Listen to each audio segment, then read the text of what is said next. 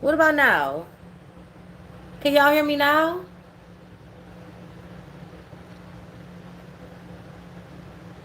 Yeah? Okay. Okay, I just had to get out and come back in, girl. I didn't know what was going on. Like, bitch, I don't have nothing hooked up. I'm on my cell phone. The fuck? Like, I gotta go get a mic for this? Anyway, hi everybody. Oh my god. So you guys, all right, it's a couple of things I wanted to talk about. First of all, y'all remember when I had said, you know what I'm saying, like that Naquan, DL Whisperer was a criminaling, and people got mad at me because I said, you know what I'm saying, folks was helping the criminal and all of that, and everybody got upset with me. Guess what, y'all? Naquan's bond got denied yesterday. Was it yesterday? Or was it like the 8th? I think it might have been the 8th. I got the papers. But that boy is still in jail. I low-key feel like that's what he really want to be anyway. You're around a whole bunch of niggas. You ain't gotta, you know what I'm saying? You ain't gotta fight over dick with no women. Right? Which is like your main gripe with trans women is that, y'all taking up real estate for niggas that might prefer penis. And whatever wrapping the penis comes with, girl, y'all are taking up queer nigga real estate. Trans girls. Okay, and so like you was out here wanting all the trans girls to disappear, but now you in there and there ain't no trans people around you. I'm sure there aren't a lot of trans people actually being able to perform their gender in a prison. So I was just kind of like, sometimes you get what you want and you don't even realize it. Sometimes you get what you want and you don't even realize it, right? Because you wanted, I want all of the trans girls that, like you was, okay? It was very like homicidal, you know what I mean? And so now you're somewhere where you don't have to see any of the trans girls because you're in jail. And then they won't let you out. I feel like it's a blessing in disguise. I feel like it's a lot of men that want to be in prison and they don't want to admit that they want to be in prison. It's like, and the reason why I say sometimes I feel like y'all be wanting to be, yes, I'm talking about Naquan. I be feeling like y'all be wanting to be in prison because y'all go back so often. Because it's 2026, y'all. And the reason why I say that is because I feel like it is harder now to commit crime than it was years ago. Like, you can't really get away with crime the same way as you used to be able to get away with crime before there were cameras on every corner and all of that. But also, y'all, I feel like it's the antenna. At this point, bitch, it's an antenna. It's an antenna. Okay, also, y'all, why y'all, this is so interesting to me. So I was on like y'all, all I do is scroll on TikTok these days, okay? Especially if I'm just laying down trying to rest. I can't fall asleep. I'm just gonna lay up there scrolling for hours after hours after hours. And I fell upon a post by a ginger Caucasian lady who was talking about like how boomers have like ruined the future for their kids and shit. And if you know anything about like a lot of the policies and um all of the aid that was given to boomer parents to go to college and stuff like this. I feel like we were talking about that on the Ooh Ladies first panel. But boomers got like a lot of what do you call it? Subsidies or whatever the fuck you want to call it, but they were able to get a lot of programs when the boomers were coming up. Like in the 70s and the 80s, it was like a lot of programs for you to go to school, get a good job, get a trade, all of these things. They decided that they were going to close the door. They end all the socialist programs that they had that helped people. They took home ec and woodwork and all of those like trade type things. They took those things out of the high schools, right? So now the kids don't have nothing to really go into for real. Um, so to me, the video she was doing was really talking about how the boomers have really kind of like fucked us when it came to how they changed America once they became the ones in power. Okay? The lady pulled up the fact, because people argue with her about the way she talks about boomers. And so she posts in her video the screenshot showing, and I went and Googled it myself, about how more crime happened for the boomers and the Gen X committed the most crimes, by capita, I guess. Like how you calculated over the years. Yes, there's a whole bunch of reasons, like I just said, about why it's not easy. It's as easy to commit crime as it was when they were our age, right? When our parents were in their 30s and 20s and shit, it was way easier to get away with crimes. And y'all, this is all like interesting to me, but it really be a joke. A lot of the time when I'm talking about Gen X, like the statement I made that really kind of threw everything to where it is right now, because I didn't realize this was a big deal, that I talk about the differences in the generations and the things that I'm noticing about the generations. It could be positive, it could be negative, it could just be something I'm saying. But I didn't realize that this was such a contention, for everybody, which annoys me, because y'all be the, like, I'm talking about Generation X people will be the main ones talking about this generation. I can't stand this generation. Everybody in this generation, y'all just so soft in this generation. And I don't know who the fuck y'all be talking about, because I'm a millennial. I'm not Gen Z, so I don't know who y'all be talking about when y'all say that, but I don't like that y'all always refer to the generation. So now that I do it, now that I bring up or sometimes talk about or jokingly acknowledge things about Gen X, yes, now it's an issue. I posted the screenshot when I saw that video on my community page, and the way y'all was in the comments writing paragraphs about, well, what is this gonna do? And how do we move forward? Bitch, it's a joke. I literally said, I love y'all, but I'm gonna leave this right here. Laughing emoji, laughing emoji. That means this is not a serious moment, bitch. This is not serious. Right here, laughing emojis, not serious. Y'all in the comments talking about the crack epidemic and what the country did to us. First of all, niggas, y'all are not the only ones that are a part of that statistic. And honestly, like, it's annoying because there's obviously reasons for why everybody is the way they are. Like, we talk all the time about how often y'all were abandoned as children. So that's another reason why y'all don't know how to handle y'all own emotions sometimes, because nobody taught you how. So I was just like, I'm so confused as to why whenever I say something about y'all, it's always people in the comments acting sensitive. Stop. Y'all the main ones that call people sensitive when we, girl, when we do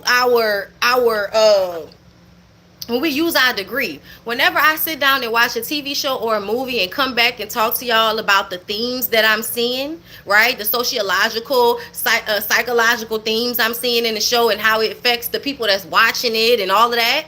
When we talked about Martin, this generation is so sensitive. Most of the people that were saying that were Gen X. Now I get up here and talk about how y'all were the most violent. Now motherfuckers is in the comments. Well, I mean, what is the point of this? And what are we going to do about it? All we can do is move forward. Girl, we've already moved forward. Y'all niggas are getting closer to death. And we are too, I don't give a fuck, to be doing half the shit that y'all was doing. It's already been handled. This is a joke. This is an acknowledgement. And I'm like, this is such light trolling. I was like, why are y'all... Look at y'all. Every time they say something, I be like, look at y'all being all sensitive and shit. So you do have feelings. Oh. And of course, y'all, when I talk about it, I don't know why people don't understand. Like, it's not everybody. Of course, it's never all. It's never all. And I say all the time, like, when I was growing up, like, Gen X and the Zillennials and shit are my people. You know what I mean? I think y'all had some of the best times. To be honest, I wish I was alive for more of the fucking 80s, but I wasn't. I came in right on time. 88.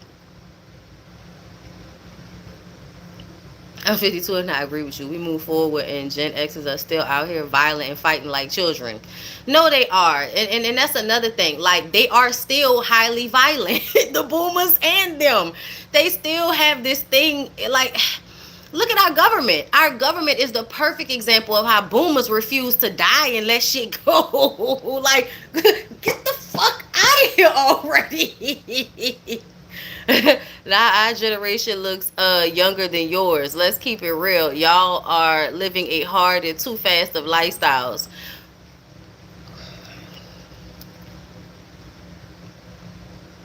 Who are you talking about? Who are you talking about? And what lifestyles are you talking? Girl, who are you talking about? I am a millennial. You're not talking about us. We looked younger than the generation after us. So I know y'all not talking. You not talking about me, 38. You're not talking about me, 38. All in the camera with no filter and no makeup. We're not talking about me.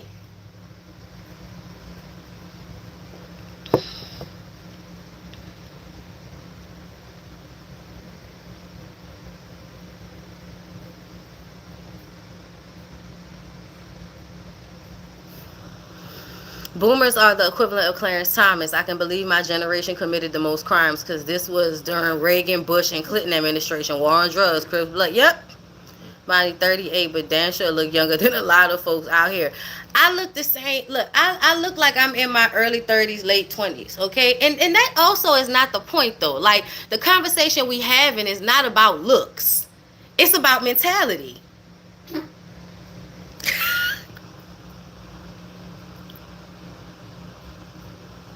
If anyone chooses to live a stressful life or wants to work harder than generation before them, they are obsessed with youth and y'all getting closer to death priorities. Right? Y'all still looking good, but some of those young women are old looking. They always talking about looks because their mentality is delayed. You look amazing. Oh, thank you, babe. I know I do. I know I look amazing. I know she wasn't talking to my ass. And I don't know what fast life she talking about. I'm retired. I spend most of my days at my house. Okay, you can count my friends on one hand. I don't know what fast life she talking about. What fast life could we possibly be living on the internet? You must be talking about Gen Z.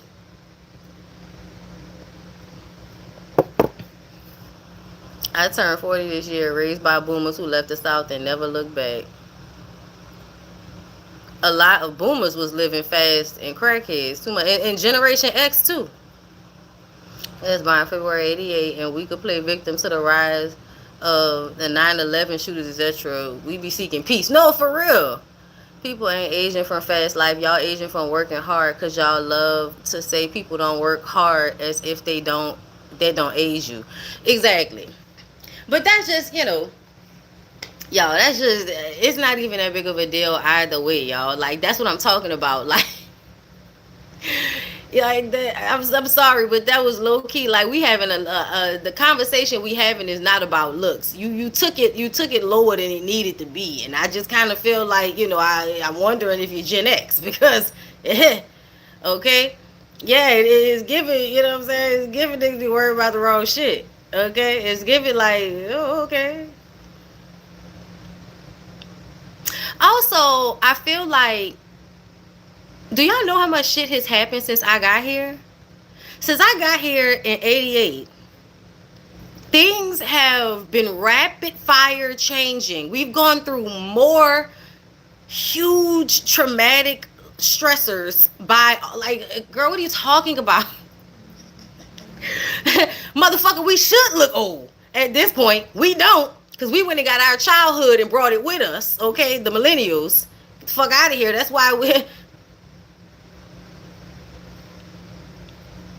But it's really crazy. It's really crazy to think about how many things happen.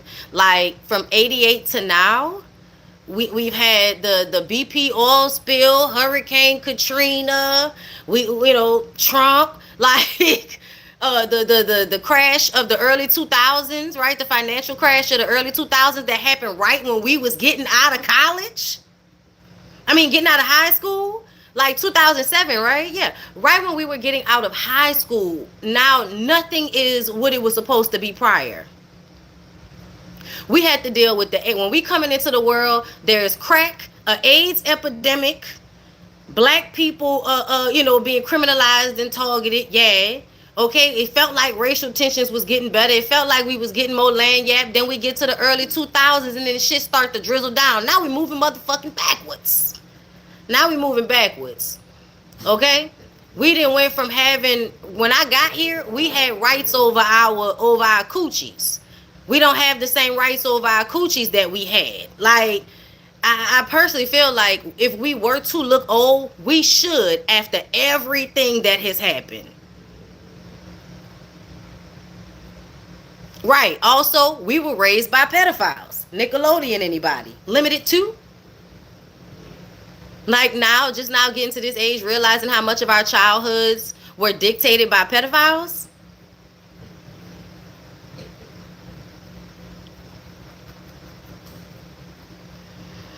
I feel like y'all should really be trying to give millennials our flowers, because we really be trying to fix shit around here.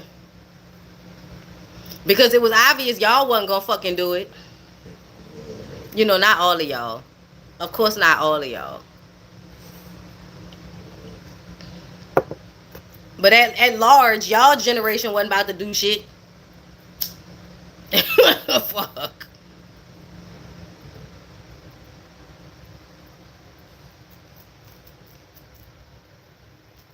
Then, moving on from that, y'all, yesterday. Okay. So I feel, y'all hear it. I got like a little head cold, right? So yesterday I decided I'm not doing anything. I got up, I came downstairs, I made sure my dogs ate and used the bathroom, and I laid on this sofa right here. I laid on this sofa. And I was here all fucking day. And it was two things that had me wrapped up, and I was in the swallows, okay? And that was on TikTok. There is a saga going on with mother Nisha and her daughter Naomi. That was one thing. The second thing was a Netflix show, I think it's South African, called The Polygamist, which is like if Tyler Perry did better work, that's what this would be like. Soap opera-ish, a lot of twists and turns, some good acting, some bad acting, but just beautiful people, beautiful black people, and crazy storyline. Okay, so it's a lot of stuff going on. But let's talk about Nisha and Naomi. I come into the story where y'all are, we're pointing out that the little girl who is 13 is on live with her white friends on her white homegirl Emma's page, right? I posted about it, and I forgot that her name was Naomi, because sometimes when you watching people on social media and you running through all of their clips, you don't exactly pay attention to names. Now you know the face, right? So you just hearing to find out what the fuck is going on. The name is not important. But when I realized I was saying the wrong name because she was on her friend Emma's live, I corrected it in the comments. Do you know that they still wanted to comment and tell me that her name is not Emma? Every time I see one of them comments, I either delete it or block the person, because why do you want to correct me so fucking bad that you don't see that I've already corrected myself? Somebody was like, you were so thirsty to post that you didn't even say her, you didn't even get the name right. Bitch, what? Blocked? Who the fuck are you talking to? Doing way too much on the internet these days. I'm telling you right now. But a lot of them, of course, oh, Nisha, you're a great mom. You're doing the best you can. Moms deserve grace. Yeah, your daughter is really doing a lot. Yeah, there's no coming back from this. Y'all, in general, y'all talk about children like they're not children. And I also feel like y'all think that children are more aware of what they're doing than they actually are. Some children are like extremely manipulative and all of that. But a lot of the times, I don't even think children are aware of how their parents are always perceiving them like little manipulators. And I realized this from my own childhood. Like, my dad sometimes didn't even allow me to be affectionate because he would look at me as if it was a manipulation of some kind. Like, I'm always coming to you because I want something, like trying to create a scenario that's not actually happening. You always say no. I'm not asking you for shit. Being nice to you makes you feel like you gotta look at me. You know what I'm saying? So I experienced that. My dad, and I tell you all the time, like, my dad was physically abusive, and you call it discipline. So I'm very, like, well aware of how these situations take place. Because, and also I've been looking at some videos, and I saw a woman talking about how y'all really be out here thinking that children just turn into, crazy people because of their hormones. And it's like, no, actually, parents are mean and abusive to their children when they're too weak to fight back. And when their children are finally getting older and they're getting tired of that shit, then they start to respond, and y'all say that it's hormones. But it's really a combination of things. But mostly it's y'all dismissing that they don't like the way y'all handle them. And they're not safe to actually express it. They also don't have the language to actually express it because they're kids. Okay? Now, I promise y'all, I do think it requires a lot of patience dealing with children, and I'm glad I don't have any. Okay? So it's not to downplay how hard children will make things, but it puts it right back on the parent, because why didn't you recognize how hard it was going to be to raise children? The little girl Naomi is 13. She just got out of a mental hospital. I believe her parents put her there. Well, her mom and her mom's husband, not her dad. Because main thing, when she was a child, maybe 5 years old, I think, her mom her mom came on the internet to tell us about it. I don't think it was that long ago, maybe like 2-3 years ago. She came online and told everybody. That's how she went viral the first time. Mother Nisha went viral for telling everybody that her husband, who was already too old for her and impregnated her when she was 13, had, she found him with his meat out on top of their daughter when she was like between the ages of 3 and 5. Okay? So you already came to the internet doing too much by trying to get clout off of a story that you shouldn't have shared with us, because now your little girl is going to have people knowing something about her that really should have been her decision to disclose, right? Oh, how that happen? Oh, girl, how that happen? Anyway. Oh, fuck, I'm gonna have to re-roll that. God damn it. Anyway, so you already came to the internet and told us some shit that I feel like you shouldn't have told us. That should have been that little girl's decision when she became old enough to express that if she wanted to. That shouldn't have been something that you used to get followers on social media. First the fuck off. Okay? But fast forward to now. The little girl put bleach in the food, and she said it wasn't a lethal amount. I did it to intimidate them because my stepdad picked me up by the throat and threw me across the room. And it wasn't until later on that Nisha actually starts to respond to that, when she goes on a live with a bunch of women that I guess were holding her feet to the fire about how she is handling the situation with her daughter. And she said that her daughter pulled the knife. And I'm like, why would she pull, so she just randomly pulled the knife? I don't think she just randomly pulled a knife. It sounds like y'all were already trying to physically intimidate her, and she felt like, no, I'm not gonna be the only one scared in here. And in all honesty, like, it's a fucked up situation, but I didn't have the strength to do that. I didn't have the strength to do that. When I was a kid and put in fucked up situations, I could never go that far. I would just put my body in between them and hope that he wouldn't hit me. You know what I'm saying? In this moment, right? So, yeah, a lot of things, y'all. But either way, and I'm trying to be very careful not to project onto the situation, but I feel like, no, it's just more often than not that people are not parenting well. And when their children become teenagers and start to rebel against them, now all of a sudden you acting like you don't know what the fuck going on. You don't know how we got here. But their whole life, to me, is a reason for how we got here. The little girl put bleach in the food. She tore up the house, right? She tore up a room, threw shit all over the place. She stole money from her mama. And I think she stole money from her mama because she was running away. That's what it felt like. Also, to get back at her mom, y'all, the mom is on live herself acting like a teenager. Every time something happens, her mama jumps on the internet to sit in her car and talk about it. And she tells a story about how her daughter wanted to meet her father's side of the family. She knows that her father, was molesting her, but she still wants to meet the father side of the family. She also, I feel like on some level, may not really trust her mother.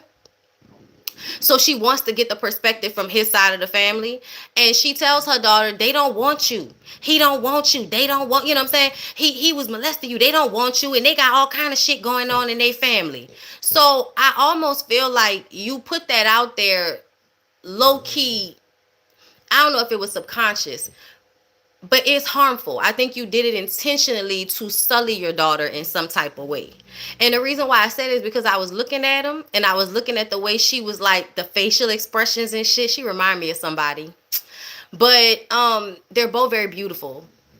Very, very beautiful. But both still, you were 13 when you had your now 13-year-old child.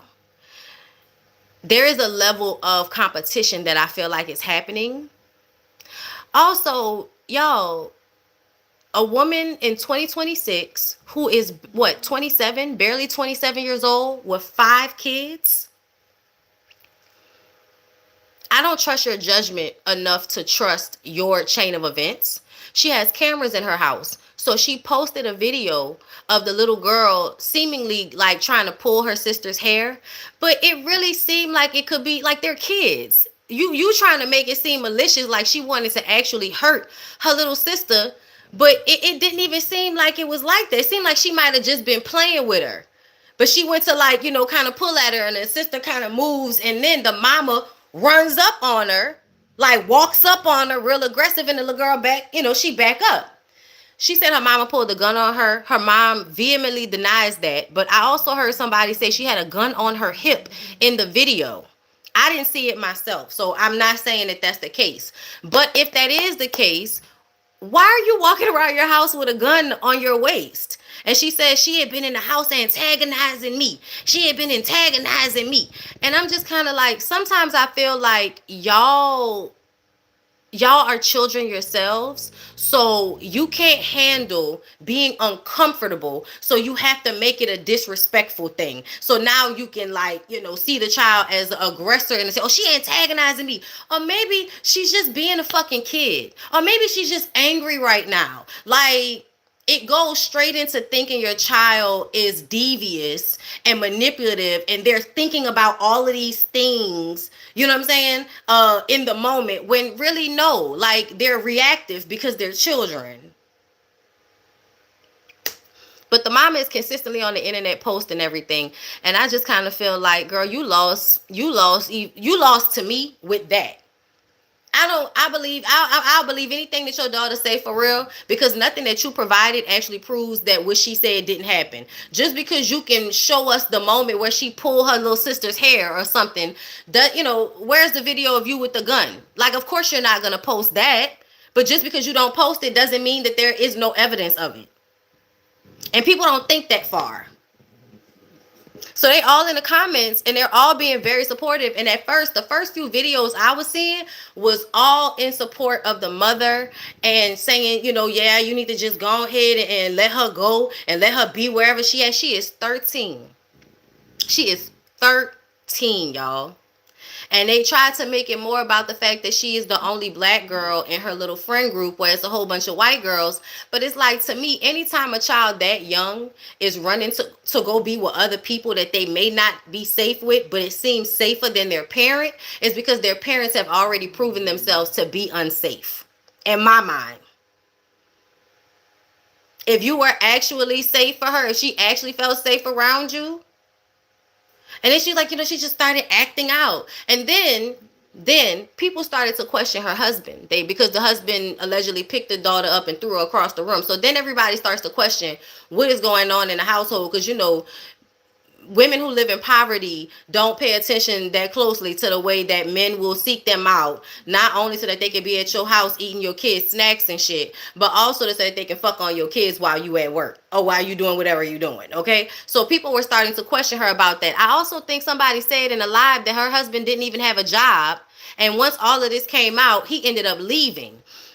She says, I don't even blame him, this is a lot. Girl, you was with a weak ass nigga. Anyway, then she then accuses one of her neighbors, a male neighbor, who she says brought her daughter to go buy panties and bras, which she felt like was grooming. So now she's putting it on the neighbor. She was on live last night. Somebody called the police on her. She was on live when the police showed up. Ooh. But I don't think there was anything that they could really do. Her daughter wasn't at the house. No crime was actually being committed.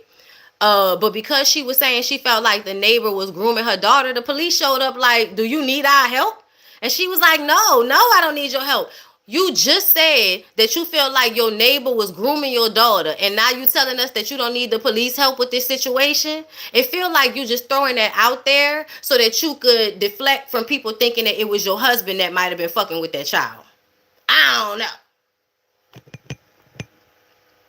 And then she even said shit like, my daughter, my daughter would say something. My daughter would say something. She would say something if something was going on. Yeah, y'all always think that, and it don't never be that simple.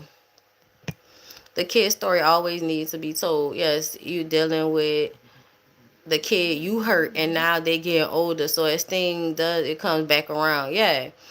Nothing happens in a vacuum. If children are out of control, you have to look at the household and whoever the parental guardian is. Bad kids don't just drop out of the sky. It starts at home. Hello.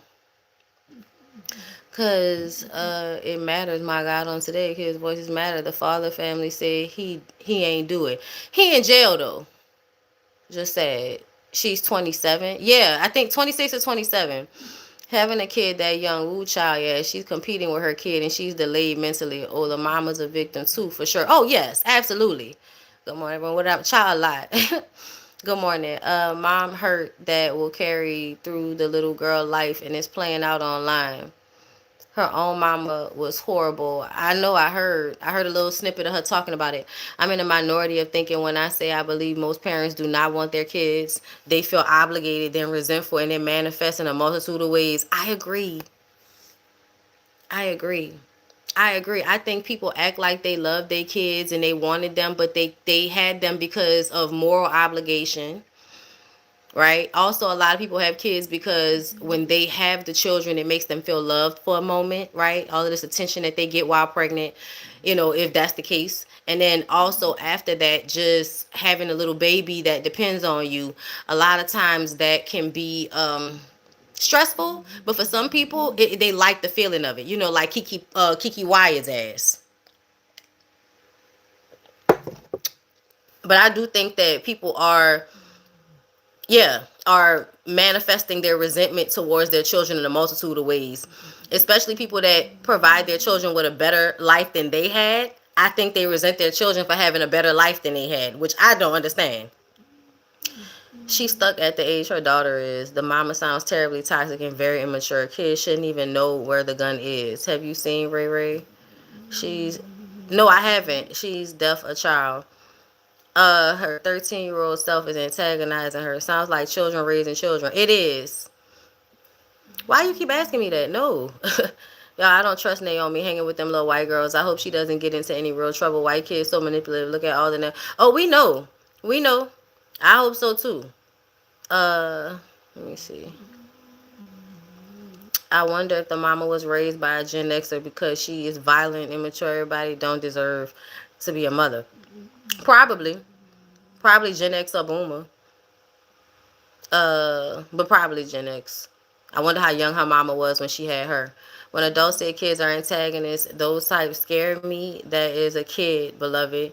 Are you okay? This isn't a competition or a court. And I said that, I was like, the fact that she even gets online to argue against her daughter and provide all of this evidence against her daughter like they're in a court of law. I'm like, you're acting like you're on level playing field with your 13-year-old child, and you are not. You're not on level playing field with her. Why are you getting on the internet to prove a point to anybody? Why are you getting on, like, you, like, I mean, y'all, if you go look at her page, it was post after post after post. And I'm like, you shouldn't be disclosing this much information about your child, girl. And it's like, do you know how pedophiles love to find children that have already been harmed before? And you are putting your daughter's life story and everything that's going on with y'all all on social media. You are, like, to me, I feel like making her even more prey. Yes, that's how David got Celeste. Yes, they be targeting mothers like her. Anybody neglect predators target them. Yeah.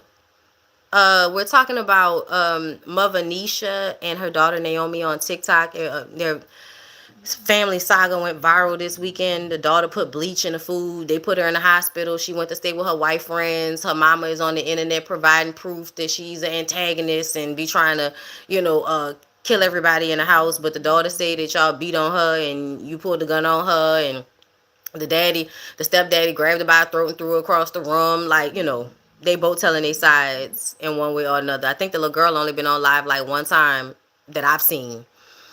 Which we know was the husband. Let's be for real. Look at how she act. She is saying something with her behavior. Even if the child says something, it may not always be to the parent. People need to remember all the secrets they held as a child. And how sometimes you don't say anything just because you don't feel like going through the motions of what it means to say something. People forget that. But I can remember a lot of times as a child, like, just kind of feeling like it's not even worth the trouble, bro. Like that, I would really feel like that often, that it wasn't worth the trouble. Anybody saying he ain't do it, I don't want to hear that you aren't that, baby. How do you know? They be so quick to defend men. I love these topics because as a person that grew up like this, they quick to believe the parent. Yes, and then somebody was in my comments talking about, people always rush to believe and blame the parent. I'm like, first of all, no, they don't. In the hierarchical system, y'all do not choose to put blame on the person that has more responsibility in this abusive ass system that we live in. No, you don't. Y'all always look to blame the lesser of the two evils most of the time. Whoever's lower in the hierarchy, that's who y'all blame for the problem that's being caused by the hierarchical positioning above them. That's what happens every time. People normally want to believe the parent. People rush to believe that children are just demon seeds that deserve to get beat on and shit like that for everything that they do. I saw another video of a mother that posted her daughter, and I'm not gonna lie, it kind of pissed me off. And okay, the little girl looked like she couldn't be no more than like 10, 11 years old. And she's walking around, running around her mama house, telling her mom, don't touch me, bitch. Get out of my face. Fuck you, bitch this, bitch that. I mean, cursing her mama the fuck out. And when I tell you, I said to myself, I probably would have hit her. And I don't feel like that's the right response. But I feel like I was like, I would have hit her. And I don't think that's the right response. Because another thing of this is, I never had to deal with my parent pulling out a phone to record me while I'm crying. I don't know what happened, but I feel like y'all's need for validation from other adults so badly keeps y'all from protecting y'all children. Because your child is like 11 years old, probably with some type of, issue, right? And you posted that shit on social media like you were being, I'm just, oh my God, I don't know what to do. It's just so much. Why are you posting this on it? Why are you recording her to post on internet? And I understand, like, in some situations you need evidence of what your child is doing so that you can get them proper care. Fine. But when you put that shit on the internet for everybody to see so everybody can make a bad guy out of your fucking middle schooler. People was writing in the comments, bad seed and all of that type of shit. And I've seen bad seed, girl. The original one. And I just felt like that was fucked up. I just feel like whenever y'all do that to kids, I think that's so fucked up. And I think that uh unfortunately, whatever, this generation, to me, I feel like y'all are Gen Z and maybe some millennial parents in there.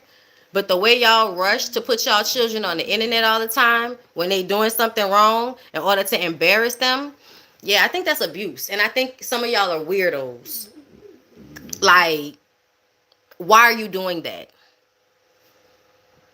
People need to be parents, bro. Are we talking about the lady with the short black? Yes, yes. They encourage us to have kids because capitalism needs them. I agree. Also, I think most people should not have kids. I agree. If my daughter got pregnant at 13, we'd be at an abortion clinic. Why her mama let her have that child? Because people be wanting to punish their children for having sex. It's why I'm so glad Gen Z are not having kids and we are thinking about it, because people don't think. Right. Having kids and pregnancy is such a big deal and people try to minimize it, so people do it. Yes. What's up? They grab your clothes, your jewelry, your hair, everything ugly. Having a kid at 13, clearly she didn't have a safe upbringing either. Repeating the cycle. Yeah. My heart breaks for this child because I know how it feels for your parents to take the insecurities out on you. It's giving Peach McIntyre a taste. Telling everybody your children is dog whistling to predators. Keep that private. Yes. I hate parents who compete with their kids. That shit is extremely immature, and I judge. I don't care. I don't care. I don't want to sound negative, but family content gives me the ick. Me too. Telling everybody your children business is dog whistling to predators. Right. Hey, Ryan from the Shy. Hey, hey. Thank you. That's why I want people to leave child free by choice women alone, because we are putting more thought into not having kids than you did to have them. Huh. People have children, like people buy trinkets. No, no, they really do. They absolutely do. And then when you don't, they look at you like something wrong with you, because you were like, no, I don't want that. No, I wasn't ready for it. And then when I got ready for it, child, it felt like it was too fucking late. And now, it's whatever. So honestly, the more I see stuff, the more I'm glad I ain't got no kids. I don't want them. Not in this world. Not like this. Telling your kids business is a red flag. Number one, it's an attempt to manipulate the public and cover something.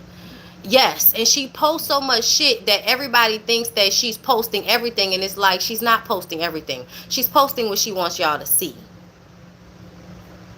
And it's something in her eyes, y'all. It's something in her eyes that makes her very untrustworthy to me. You are the parent, but they be looking for validation for neglecting their baby. I wish more people around me wanted to have these conversations. Who, you gotta be careful who you have these conversations around, because people really don't like hearing that they may need to, fix their parenting. They just, and I understand, like, an immature person does take everything to heart in a way that it feels like an attack instead of something that you need to sit and digest. Especially if it's a girl child. Yeah, just was watching your video on my TV when I saw you were live. Happy Sunday. Hey! Y'all blame girl children like no other. The child or woman is always the problem against a man or adult. And y'all know what I can't stand hearing from people all the time? Oh, you just trying to be grown. She trying to be grown. When a 13-year-old is the oldest of 5 kids and 2 of them have autism, y'all have already made that child grown. Stop fucking talking to me. People have to stop posting their children. The children is now a way for income, no matter the type of content. Yes. Telling Bondy, scapegoating is more prevalent. Yes. Once these babies going through puberty, they throw these kids away. It's so sad. And as they get older, they will show you a mirror of what you done or not done. Right. My mom told my aunt and other siblings I was depressed. 20 years later, I still don't share my feelings.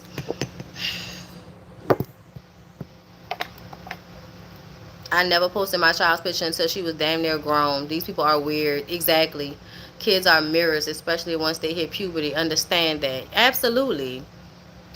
Attention-seeking behavior. The whole experience affects them. They will remember. Don't think they won't. Kids remember. Toddlers remember. This is my Sunday service. Thank you, Miss Bondy. Oh, I appreciate that. The way she was talking to her mom is the way people talk in that house. Children are products of their environment. That's what I was thinking. I'm like, I don't know how it's, like, to me, you gotta be cursing like that in order for that little girl to be talking to you like that. Because I'm like, oh no, oh no, oh no. That's wild. That's wild. She was like, get out my face, bitch. Oh my god. Mm.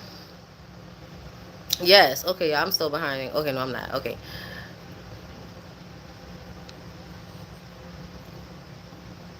They don't want you to be grown, but have you running the whole household at 13 and punished for wanting to be a kid?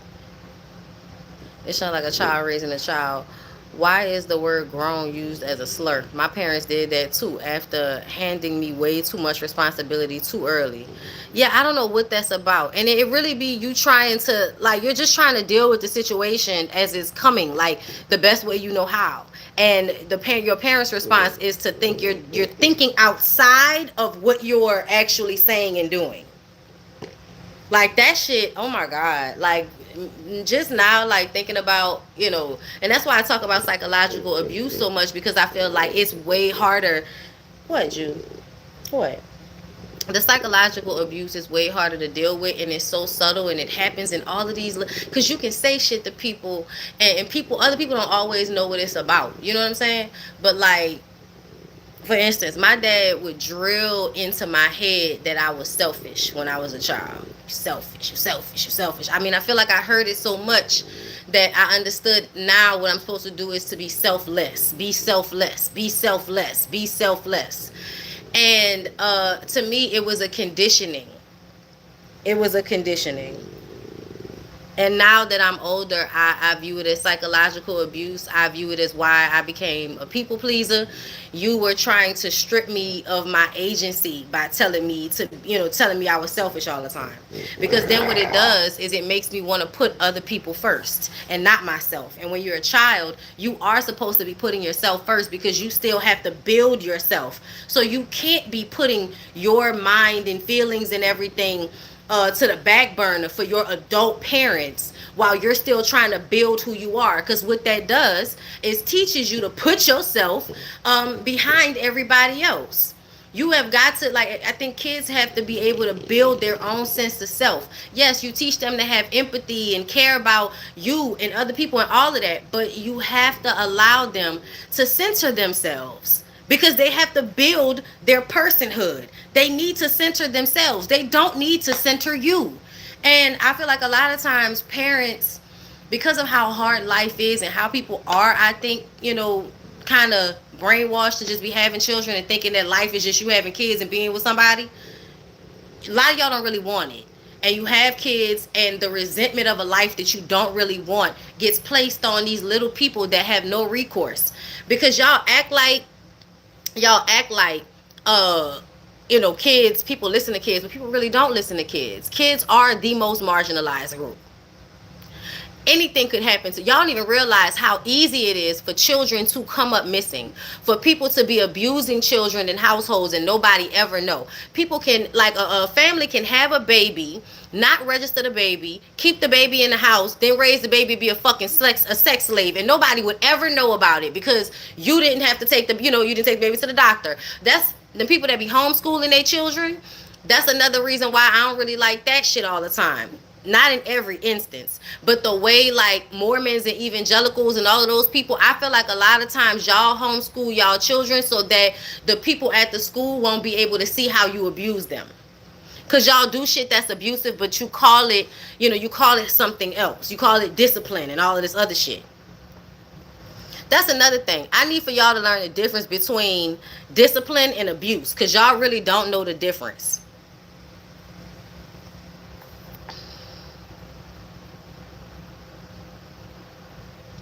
Self-preservation is the instinct we are all born with. A parent's job is to gentle parent a new human out of natural narcissistic characteristics.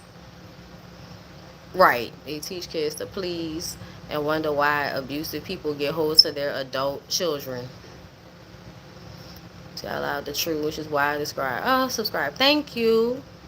Oh, your baby dog always seems to come over you to kind of protect you or comfort you when they know you may be talking about things. Yeah, they also hungry. It's almost time for them to eat. But he is very emotionally sensitive. I think there's a bullying that happens from mother to daughter that mothers don't do with sons because they're scared of their son's physical strength. Plus, women coddle boys and men in a way they don't girls. I absolutely agree. Men get passes that women do not get in boyhood and teenage years. And that's why I get so aggravated when men get up here and talk about that they have a harder life just because they're expected to work. Niggas be like, your life not harder than mine, bitch. I'm a man. I'm a man. My life hard. I gotta go out here. I gotta work. Meanwhile, bitch sitting there pregnant after she just got off an 8-hour shift and her feet swollen, and you bitching out because she ain't bring no food for you. Like, I just felt like if people had the amount of kids they truly want, or none at all, the better off eldest kids would be. Absolutely. She's 26, 27 with a 13-year-old. I'm 25. She clearly has a regressed mindset from the trauma. Yeah. I definitely was called grown when I was a child. Anytime I feel like you're trying to step into your personhood and you are adapting to your environment well, that's what they'll tell you. Oh, you trying to be grown. Bitch, I'm being what y'all present me with. Like, y'all always want stay in a child's place and all of this shit. Stop putting me in adult situations and then expecting me to respond like a fucking toddler or some shit. Cause that was a thing for me. People would say that about me because of the way I understood what was happening around me. Y'all talk to me about everything. Y'all let me be around. And I was one of them kids that knew, contrary to popular belief, I knew how to just sit there and be quiet. Scoping the scene. But also, when you are a good girl child, people emotionally unload on you. People will sit there, even though you're a child, and they will tell you all of their grown ass business. And then get mad when you understand grown adult themes in a way that people expect you not to because you're young. And then they call you fast or say you're trying to be grown. You think you know everything. No, I don't think I know everything, but that seems like a response from somebody that doesn't want to have to further explain themselves because they know I'm right. I feel like I encountered that so much in my young adulthood. Oh, you just think you know everything. No, I don't think I know everything, but we going back and forth. If I'm wrong, tell me how I'm wrong. Don't just say you think you know every fucking thing. Bitch, that just lets me know that I'm right and your ass don't know what you talking about. You don't know what you're talking about. My mom does the same thing, and I'm now a people pleaser. I definitely was called grown when I was a child. Child. Thank you for the super chat. Putting a little something in the collection plate for Sunday service. Sunday service. Hey. Come on, congregation. Sow a seed. Thank you. Hallelujah. Because we fall down sometimes, but we get back up again. Thank you. Thank you. I appreciate you. Let me see. The look of surprise or disgust when you give them a solution to the adult problems as a child. No, for real. For real. I feel like I definitely, hey, you, leave her alone.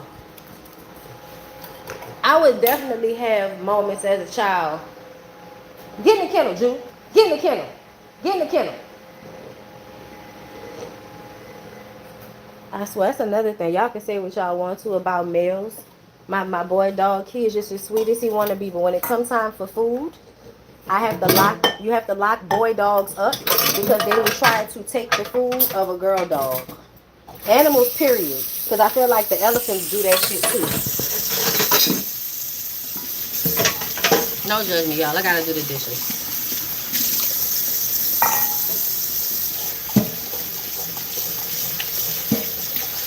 And I feed these dogs though.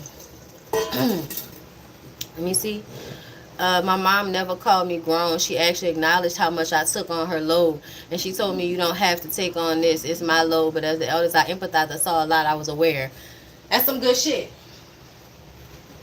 That's some good shit. So,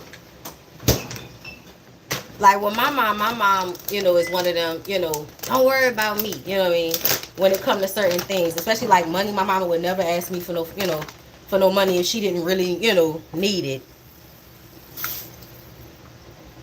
That's your money. You do what you know. Like I didn't, you know, so I feel like I don't know, like things have been weird. But as far as, you know, growing into a grown adult woman and what that's like, how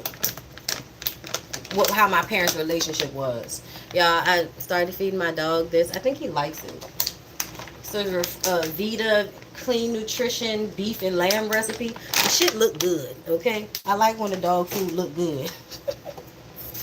You know what? I think I might just give you all soft food.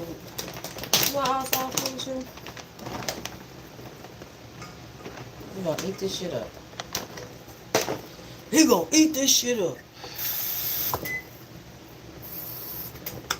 I did not know you're supposed to put water in your dog's food. Did y'all know that?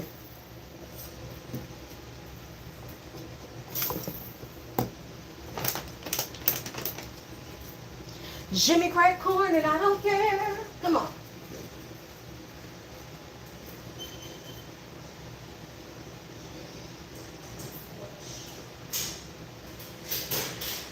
Come eat it.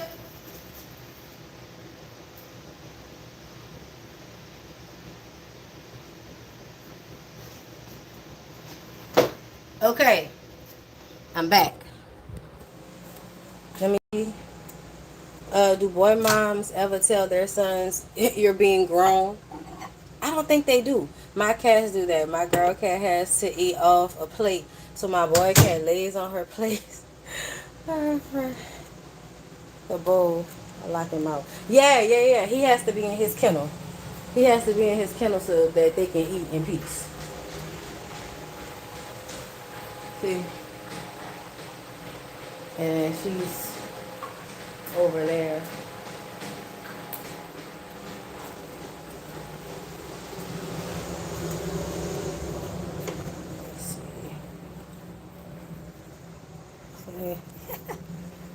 Oh, child. I want Lyric to clean the dishes. Let me see how long he gonna be at work.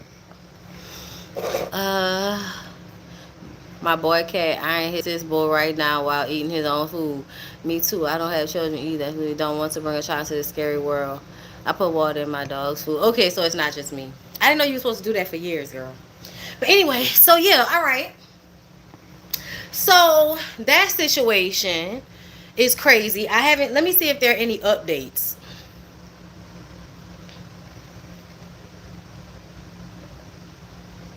Let's see if there have been any updates.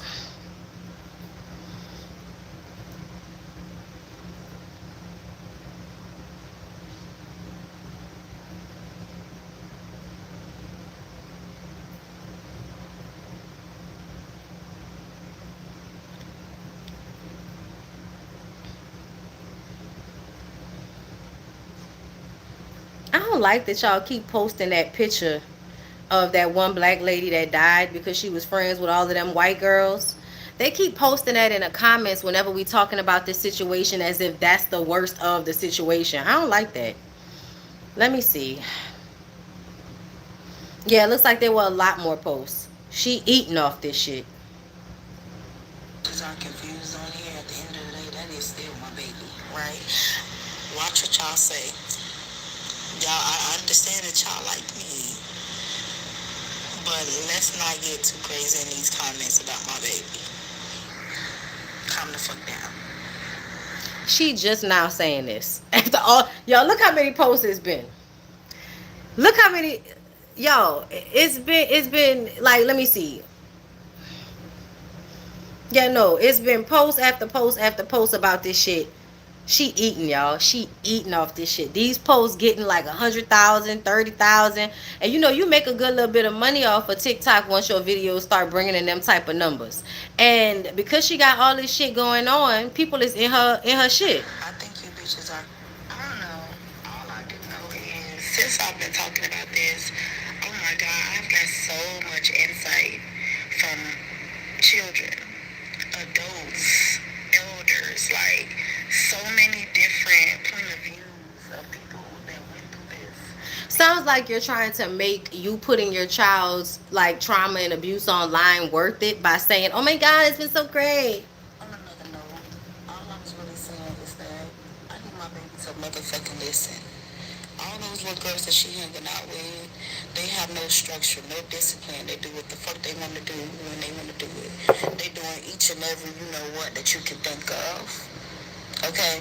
What you doing smoking and drinking at 13, 14, 15, 16, however old? Girl, what you was doing fucking? Let me stop. I know, you know, the old predator ass man probably got to her. Let me stop. But I'm just like, girl, when people be growing up in harsh households and living arrangements, that's about the age they start doing all that shit. Yeah. Doing shrooms and shit. That ain't cool. That's not come on, buddy. That's not cool at all. Like, you on house arrest. No. That's not the type of company that you should surround yourself with. You know, I understand her being sheltered, and they say sheltered kids, they get out and they try to explore and they do all of that shit. I understand that. But this is a bit much. The last thing I ever want my baby to do to have to go out there and fuck around and find out. Also, the one thing I do want y'all to do, if y'all gonna say anything to my motherfucking baby, because I didn't tell y'all to do that, but y'all gonna do what y'all want to do at the end of the day. Uplift her, you know? Tell her how your experience was as a kid. How you regret the things that you did. You know? Tell her that type of shit. That's still my child. She's still 13, you know? She don't regret all of this shit when it's all said and done. She will. That's clear. We all know that. We know that. But don't ever get too comfortable trying to disrespect my baby because we're not having that. Honestly, good morning, y'all. I look so rough. Oh my God. But thank you.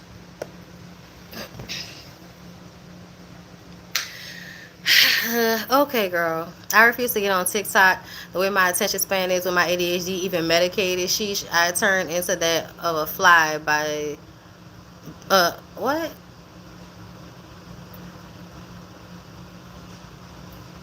Okay, no problem. Yeah, now she's your baby. She's talking about her daughter like she isn't her daughter. All I know is the girl is immature. The girl is, I mean, honestly, you got 5 kids, but you're a child to me. Okay, you're a child to me. At 27, 26, 27 years old, you're a child. And the way you handling the shit is really immature. And I just, yikes. I'm praying for everybody involved. Now, The Polygamist on Netflix. Girl, did y'all see The Polygamist on Netflix? Listen, if you like them South African shows, you know, they're beautiful. They're done very well. But the wigs, sometimes there's a soap opera acting component to it. But it was good. It was good. Jonas. Okay, Jonas is the husband, and child, he cheat. Low down, dirty ass dog. But it does speak on like how women respond in that area to the men that are dogging them out. And it's happening all over the world, girl. All over the world. And this is a scripted story, but we know this happens in real life because we watched it on reality TV. On reality TV shows in South Africa, it's the same thing. If the man got money, he can have as many women as he want, but he'll always have one woman that's going to be crying and begging to be the only one. And he's never going to give that to her, but he'll use it as a tool to control her.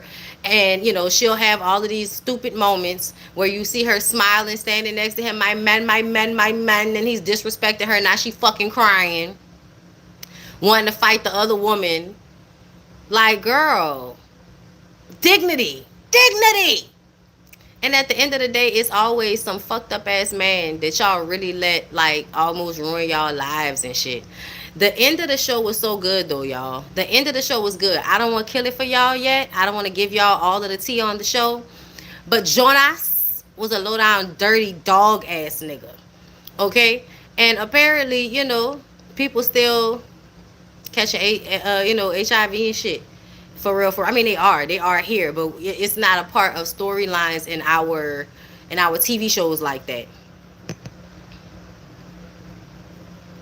Yeah, I saw. Listen, at the end of the day, people have to choose to not be racist. And Asian people are at the top of a hierarchical system under white people, so they have to make special interest to see how they've also been treated and not become that of which oppressed them. But at the same time, I would be very careful in kind of trying to blame all Asian people for what some of them are doing, because not everybody acts like that. Not every Asian person acts like that. Not every Asian person doesn't value the black community in the places that they have their businesses and shit like that. Like, child, I just was telling y'all, Good Time Sushi opened back up. It's the same people that owned it originally. When I went in there and saw that lady, I was like, oh my God, I haven't seen you in so long. You know what I mean? I also grew up around like a lot of Vietnamese people, y'all. Like, and I grew up around some Vietnamese people that I thought were racist, right? And then I fucked their daughter. And then, I've been around Vietnamese people that, treated me just like a kid and were not mean to me. And we're nice, and everybody's working in the neighborhood together. Like, it just depends. I don't think we should be making blanketed responses to all Asian people because of what happened with that man. Now, anytime somebody get on the internet and decide they want to be racist towards black people or in their stores, I think we should be boycotting and shutting their shit down, especially if it's in a black community. Shut that shit down. Especially because y'all wouldn't even have them fucking businesses and shit if it wasn't for the Civil Rights Act and what black people did. So if y'all not gonna show at least that type of human respect to the fact that our struggles are uniquely tied to yours, then no, you shouldn't be able to make money off of us. It sounds like Nature Boy in them, child. It's a lot of Nature Boy in them.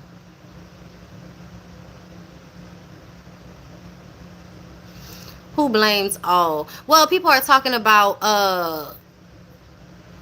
they can't blanket judge me. That doesn't mean that I'm going to act like them.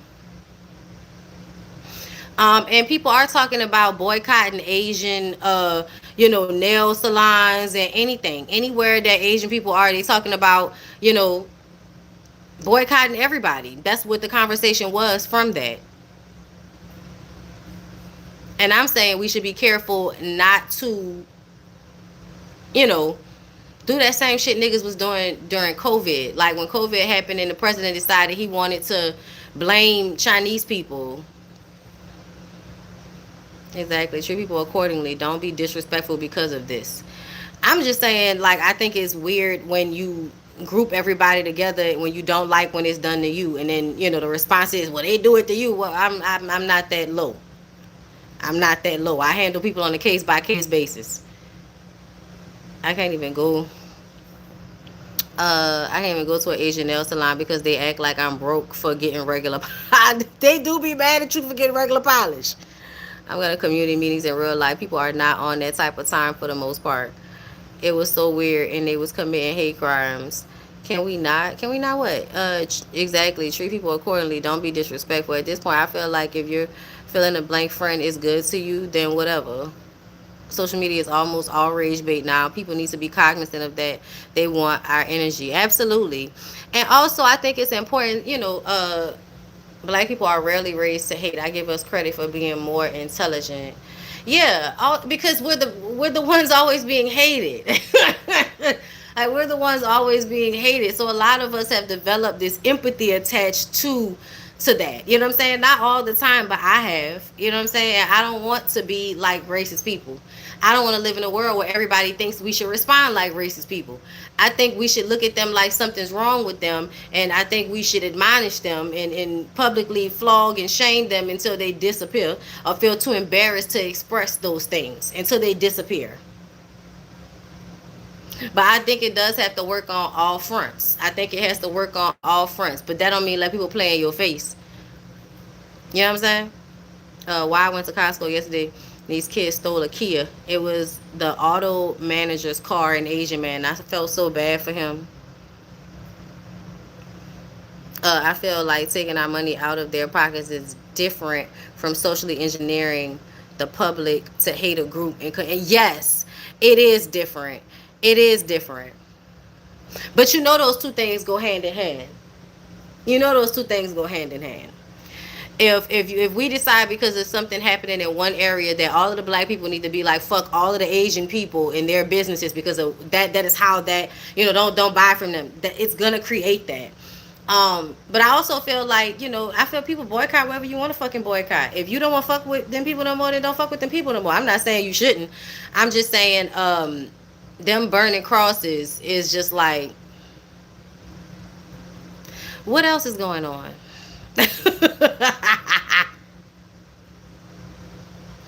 No black person ever hated an entire race. Please. Not a race. But we sure do hate gay people.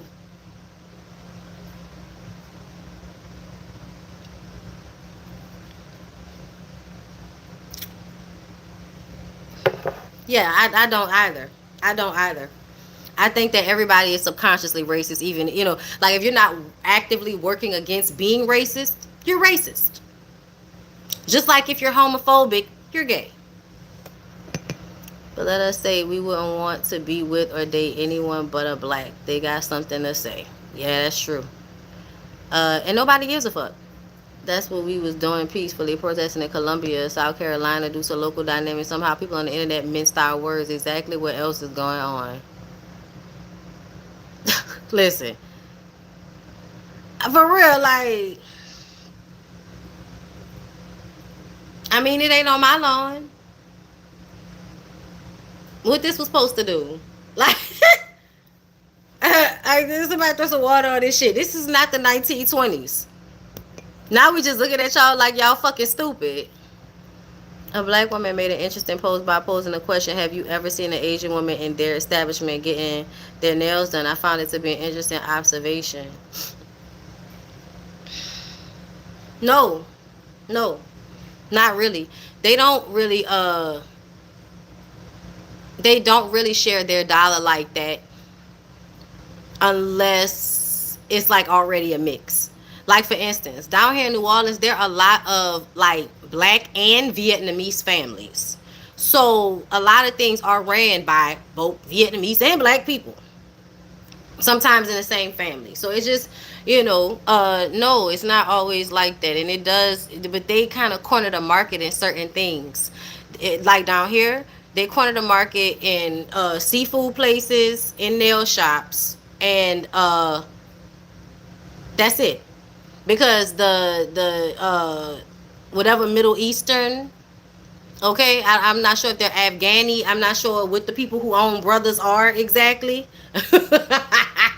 But Middle Eastern people, a lot of the times are the ones that own our gas stations and some of our hair stores now, even more so than Asian people. Asian people just have nail salons and seafood places out here. People tend to, corner the market on certain things. Yeah.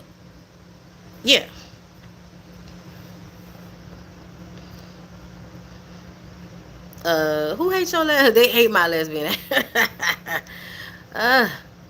I feel like too many of them are silent when members of their community are openly toxic to us. Asians help people get rid of affirmative action, and they're some of the biggest people getting it. It's crazy. But that white shit, man, they trying to earn their whiteness.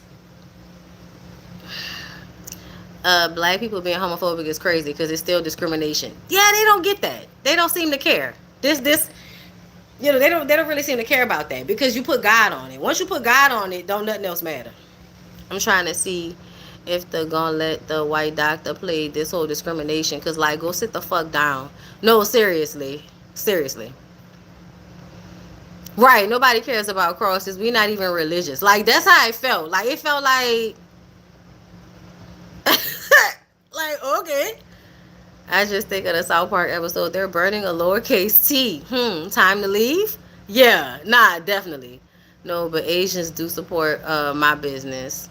That's good. The Arabs have the gas stations and corner stores. Right, exactly. I know men who constantly go to jail, just do anything to do 3, 4, 5 years. And Asian markets and restaurants. Yes, there was a fishing family on Queen Sugar. Ralph Angel worked for them. Asians was trying to hold the beauty supply market for some time. Apologies for my disrespectful comment. Who commented? Girl, I missed it. The black community. Yep, I found the black-owned beauty stores in Missouri. We got 5. Yeah, nah, we got them too. But I'm always, you know what happens out here, because shit is so spread apart. Once you get out of the city, people go to what's closest. A lot of the times. Yeah, I'm like, if they was getting the most out of that affirmative action shit. Someone brought up a good point that they don't give back at all to the black community. Not a turkey drive, not candy for Halloween, Christmas back, nothing. You right. You are absolutely right. And I do think that needs to be a topic of conversation. It does. You shouldn't be able to just be eating off of us without actually offering anything in a real communal way. Because believe in model minority trope. Yeah, they do. I've seen a bunch of black-owned nail salons in New Orleans on my timeline since the boycott started. I only know about one black-owned nail shop. I wish I could find one over here. I said that a long time ago. Why are there no walk-in black-owned shops? Because I would rather go somewhere where I ain't got to worry about, some shops are good. Some shops are good. Like, there's one down the street that I feel like I like going to them to get my pedicures. It's real cute in there. They be having drinks and shit. They give you real good massages. You know what I'm saying? And, but I haven't gone back and I need to go back. But I've been like, if I can find a black place that's close by, I'll go there. Shit. Hold up, y'all. I'll be right back.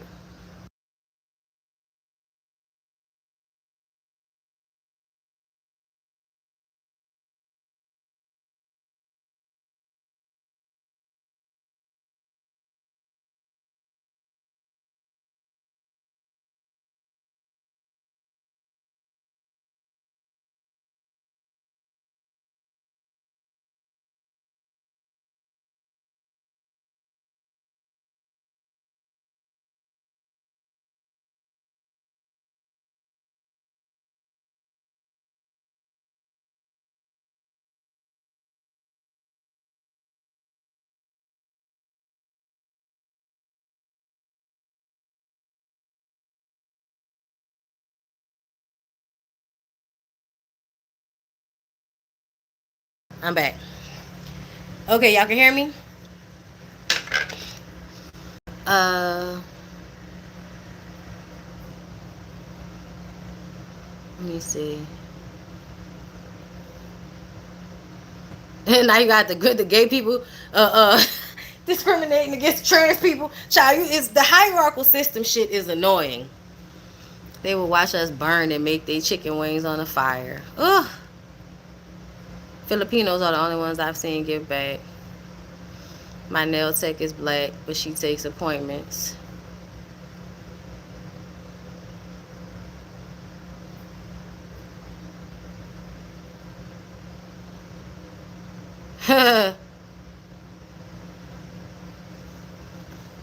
Yeah, everybody black chicks is appointment only.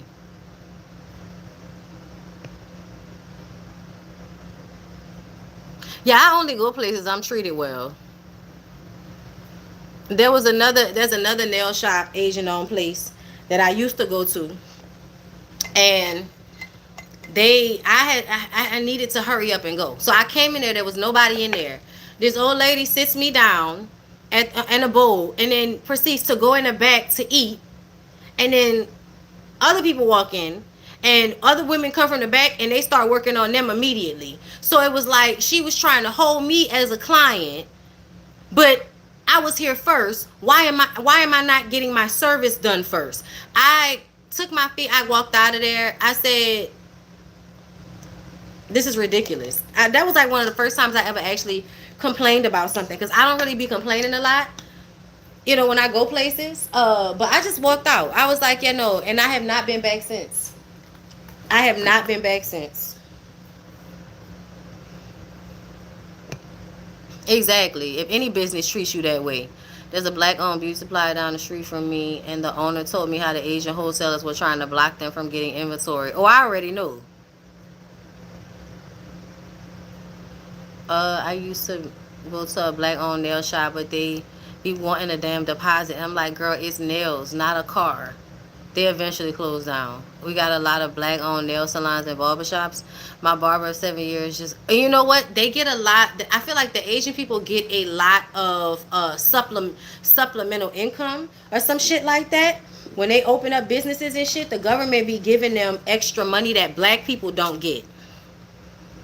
That's why they can run their businesses the way they do. And black people have to put all of these extra fucking rules and shit on everything. Even though that low-key be irking me sometimes, like going to black restaurants, they always have some extra shit on it that makes it so, you know what I'm saying, like makes it way more complicated than it is when you go to just like a regular restaurant owned by a white person or some shit.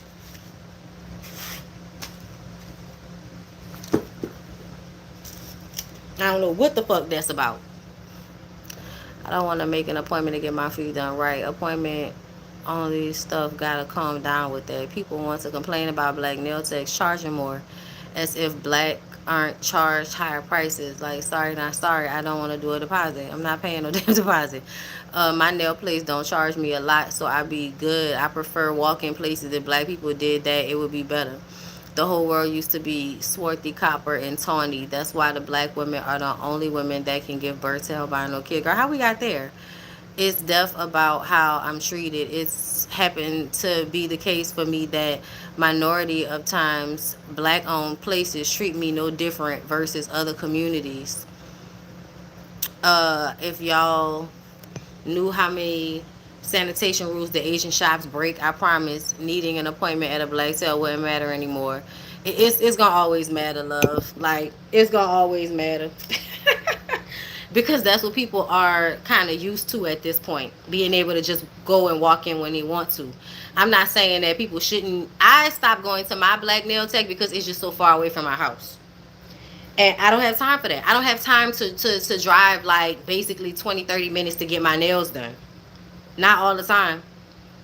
I don't blame you. I had a similar experience at a nail shop that was Asian owned. I walked right out. Y'all keep in mind that most black owned nail salons don't have the manpower that the usual shops have. Appointment only makes sense. CLIQUE. I understand all of that, y'all, but also, also, black black girls don't like to work together no more. I don't know if y'all peeped that. But everybody wants to have their own little suite and shit. Everybody wants to have, their own little spot that they can do everything at. They don't want to have to work in a place with other people. Which, that's just something that's happened over time, period, in the beauty industry. I think it's terrible. Even, at hair salons and shit. Like, I do kind of like that it's not always, like I go to a place that's an actual shop. So there's other stylists there. I prefer that. And that's because I grew up in a hair salon. But all of that boot rental shit, I mean, not boot rental, all of that, y'all get those little boots in places and it's just y'all. A lot of times, you need to be around other people and their clientele. Well, Blue, look at why that is, because it will make you sick. I promise you, it's white supremacy. Heck, even the Asians, the ones that were jailed, communities 20K each, I think, got reparations. Oh no, I know. I'm very well aware of how they have an easier time at it than we do, and how they're unaware of it. We know why they do deposits. We know why. People still don't want to do it.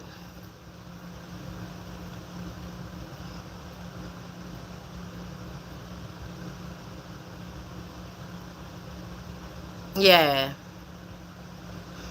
they don't stay in them long, and then you can't find them and the work when they need money. Bondy, that's true. Everyone wants to think they're an exclusive stylist because they have a suite. Yeah, I agree. It's ridiculous. Simply not smart. I prefer a walk-in shop. My sister cousin's my sister cousin's best friend allows walk-ins. She manages how many she'll take, but she does it. To me, I feel like, what do you mean wasting your time? It's a business. It's a business. These are the working hours. These are the hours I will be there. You can either get an appointment or you can do a walk-in. If you walk in and you gotta wait till I'm done with whoever I'm working on. I don't know how that would be a waste of time unless you only want to come to work when you have a client. And that's fine, but that's not a walk-in business. Plus, I'm not trying to sit in a salon for 4 hours getting nails done.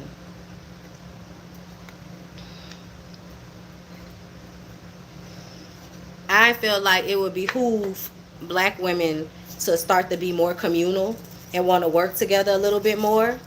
But I also feel like, a little bit more decentering of dick needs to happen, because for some reason it's always some messy shit. Grew up in a salon household as well. I also was a licensed stylist for a while. Salon suite life is ideal for someone with an established clientele already. I like working alone, no drama. Yes, and I agree with that. Established clientele, but y'all know how it be. Them girls come straight out of school and they want to have their own shit. No, girl, you need to work with somebody else because you don't know how to talk to people. You don't know how to talk to people, so you need to work with somebody. Like, I really do think that that's why those businesses worked so well back in the day, because you would get out of school and then you would start working in somebody's shop that was already established, so they would teach you real, good bedside manner, so to speak. And of course, people gonna have their attitudes and shit. But in comparison to nowadays, the way y'all talk to and act with clients, like you don't give a fuck whether you got their business or not, bitch. I don't care whether you have it either. Leave me alone. Let me go. I grew up in this, and I read that one. I don't know if they could handle how it used to be. Most don't even have their license, and that's why, and that's why it need to go back to the way it was. Cause what the fuck you mean you ain't got no license? That's why I started doing my own hair tutorials on my best friend. It's never a cause of all, but I think it's necessary we make a shift to work towards supporting our own. Live there or give back. Just leave the egos at the door. The charge for washing hair be $20, because why is y'all charging 20, 40, 50, $60? For as long as I can remember, stylists took both appointments and walk-ins. I have noticed a lot of Asian hair stores and nail salons are hiring black people as their front person. Yeah, they do that. They do that. Uh, you are competing with other large businesses. You can't just say you don't want to do walk-ins. Make it convenient so you can get your money. I have noticed a lot of Asian hair stores and nail salons are hiring black people as their front person. Some of them don't even wash your hair. Some can't even detangle. We seen how isolation ain't good for people. Charging more for 4C hair or short hair is where I said I'm good. Why would you charge more for short hair?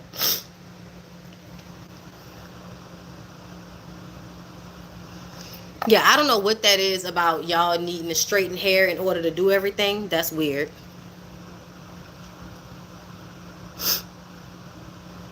Hair salons used to be their own community. They were, especially my mom's shop. My mom had a really good clientele. So it would be all types of women. It would be, women that work down to the grocery store and women that work down to the lawyer's office and to the courthouse. Like a really good mix of people.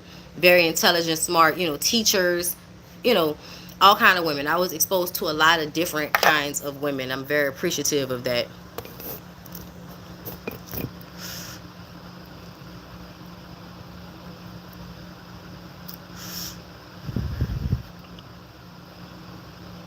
Yeah, too much drama. Inconvenience is the price of community. because they can't grip their hair, so they charge more for shorter hair. Oh yeah, don't do it then. I don't want a nail tech. I want a manicurist. Nobody does the whole package anymore. They just want to pop decorative nail. And that's and that right there, that right there. I don't like, I like decorative nails and all of that, but I don't like how my nails feel when I get fake nails. So I like manicures. Please clean up my cuticles. Make sure my shit even. Put something to strengthen my nail beds, bitch. You know what I'm saying? I might, I get the little cute shit done on my toes and all of that. But like, it is a lot of y'all don't do like the base level shit no more.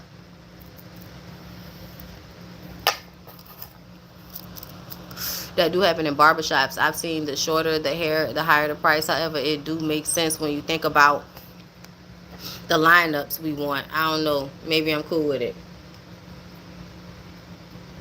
I mean, whatever works, works. Whatever works, works.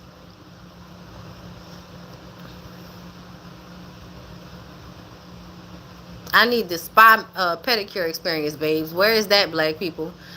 People want privacy with their beauty services these days. It's a vulnerable position to be in, especially with phones. Child, no, it's not. No, it's not. Like, wish you a monster or some shit like that? Like, the fuck out of here with that shit. I'm getting my hair done. Like, what?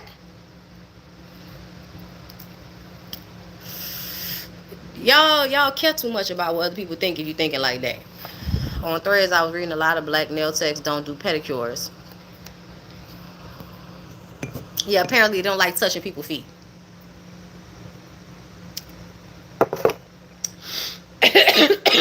And that's most of the time what I want. I want a pedicure. I don't want no fake nails. Leave my fingers leave my fingers alone.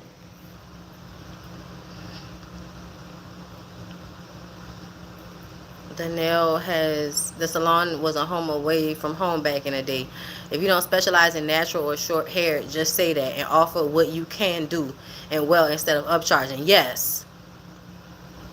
The pedicures are getting worse and worse. Yes.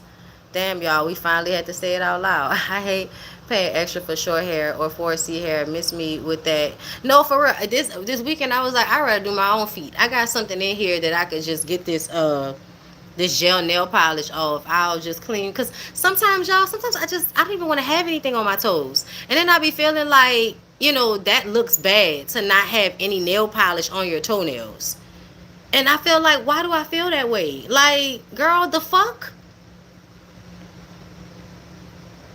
Like, you know what I'm saying? Like, if I don't want to have any nail polish on, I don't want any fucking nail polish on. Like, why do I have to put nail polish on in order to feel like I'm groomed up and around the feet?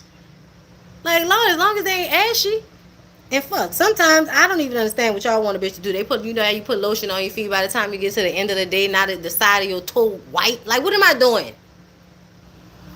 I knew a beauty store that put a black face as the owner in order to tap into the buy black market, but the guy they used was half Asian and he had no connection to his black dad or black community. Wow. It's out of business now.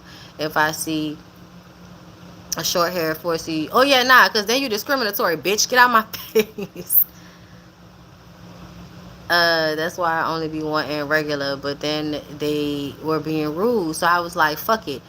The reason why Asian nails do not turn anybody away is because they don't follow state board and work on people who have foot fungus. What? They not ugly in their mind, so shut the fuck up about my toe. It's programming. My toes are bare as we speak and have been for months now. I keep them clipped, filed, and clean. No nail polish or anything. No, that's how I feel. Like, I don't feel like it. But growing, like, when you do grow up in like a hair salon and around women that are always, it's like your shit always gotta be done in some type of capacity. I do try to fight against that.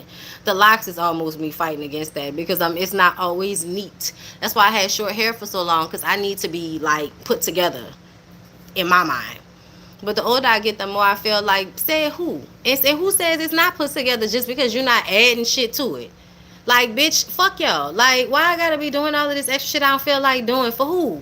For who, what, where, why? You gotta tap out of that shit sometimes. In 2024, my barber wasn't available. I was charged $180 for a white salon for washing my curls that aren't even hard to work with. Bitch bleached my hair and told me it was a protein treatment. What? You would think that living in Atlanta, there would be an abundance of black individuals doing nails and hair. Well, I assume so. Honestly, you would think there would be a bunch of like black owned nail shops. Like where you can walk in and a bunch of black girls work there.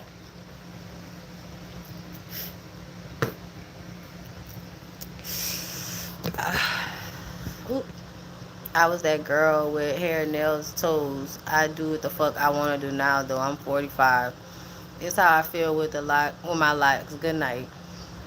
Unlicensed hairstylists and nail techs don't know how to deal with foot hair health and require you to come with your hair prepped. Which is so ridiculous to me. I'm not going to nobody. The only time I'm washing my hair beforehand is if I go get my shit braided or something. You know what I'm saying? Like where you just going to get the style, the braid style. But outside of that, no. When I go get my hair done, it's always getting washed. What the fuck is we talking about? That's a part of this. I want a spa experience, bitch. I'm trying to relax a little bit in here. That's why I like where I go get my feet done, because they be massaging the piss out your legs. Same, Bondy. I be getting talked about, but I stopped caring.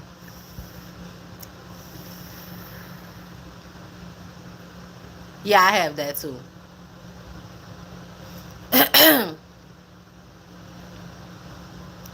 You would think that living in Atlanta, there would be an abundance. I read that one. It would be nail shops in Atlanta if black people cared about community and not the image. Everybody trying to be a celebrity stylist and want them lifestyles over regular folks' pockets, which is so stupid. You would think that living in Atlanta. Why I keep saying this comment? Oh, I only found one and she did acrylics, not basic manicures.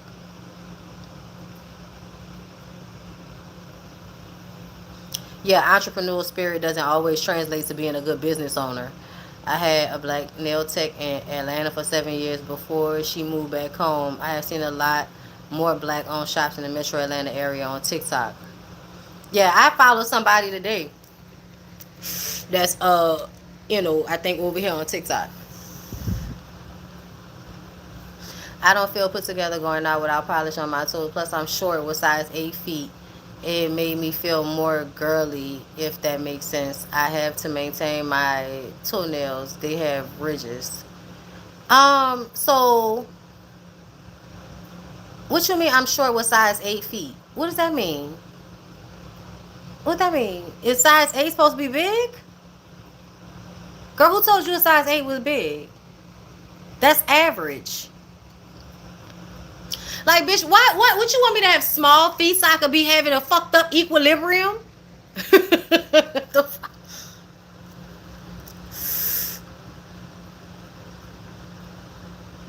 Ooh. A lot of black stylists don't know how to care and do natural hair. Yeah, that was a part of my mom's shtick back in the day. Was that my mom knew how to actually care for hair. You don't need nail polish. Size 8 isn't big feet. That's what I'm saying. I am natural and got micro logs. I still hang up. I work through. I wear a 10 wide, which was my excuse for having my feet done all the time. 10 is big. Feet 11, 12. You know what I'm saying? When I was growing up, people made me feel like I had clown feet. It was crazy. Girl, they lied to you. They lied to you. Size 8 is not that big. I'm also, because I wear 8.5. I wear 8.5. My feet don't look big. The fuck?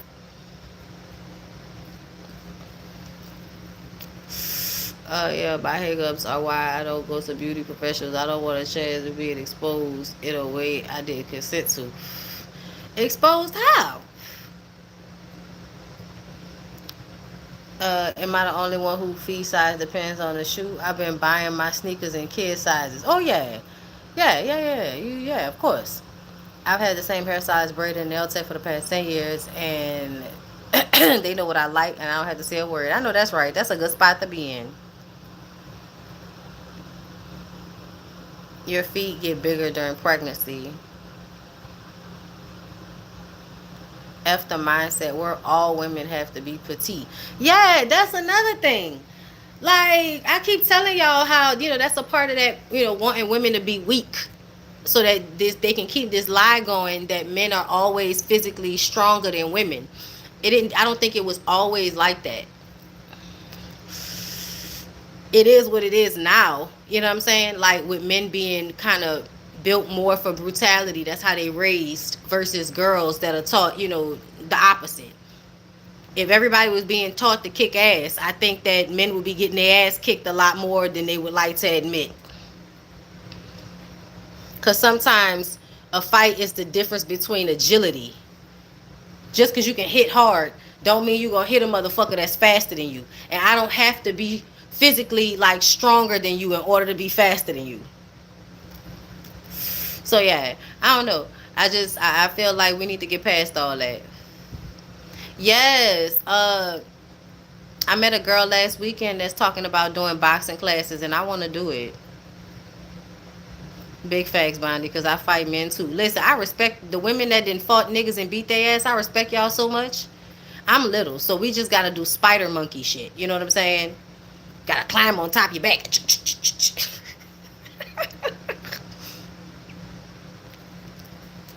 But I would love to learn how to flip a nigga over my, it's like, you know what I'm saying? I would love that. Yatta! You know what I'm saying? Chung Lee a hoe, that would be fun. They're no fun. Uh, but I think this society makes us feel so insecure about ourselves in so many different ways that other people don't even notice or see.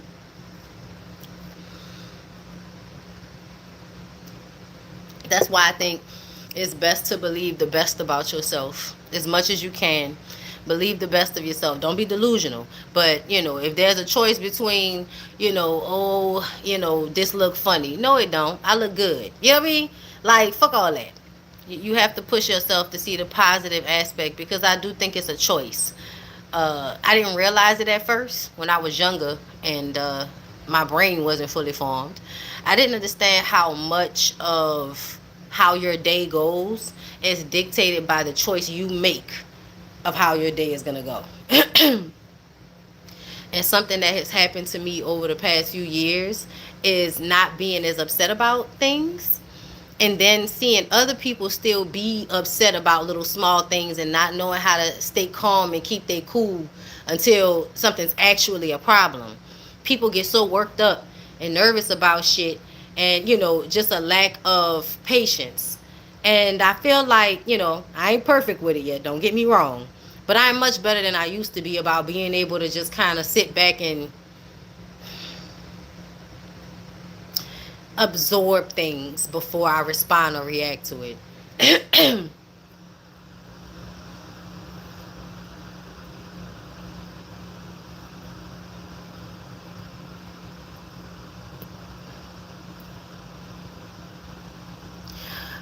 It depends on what you like.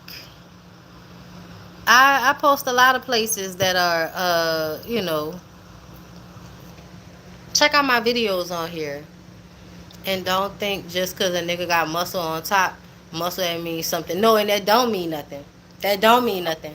I'm gonna tell you, when I was younger, and one of my cousins that is like a known fighter, like, and he's short. He's short and he's a bunch of like a body kind of full of lean muscle. But if anybody could beat somebody ass, no matter how big they was, it was my cousin. Like, size ain't always what what it's cracked up to be.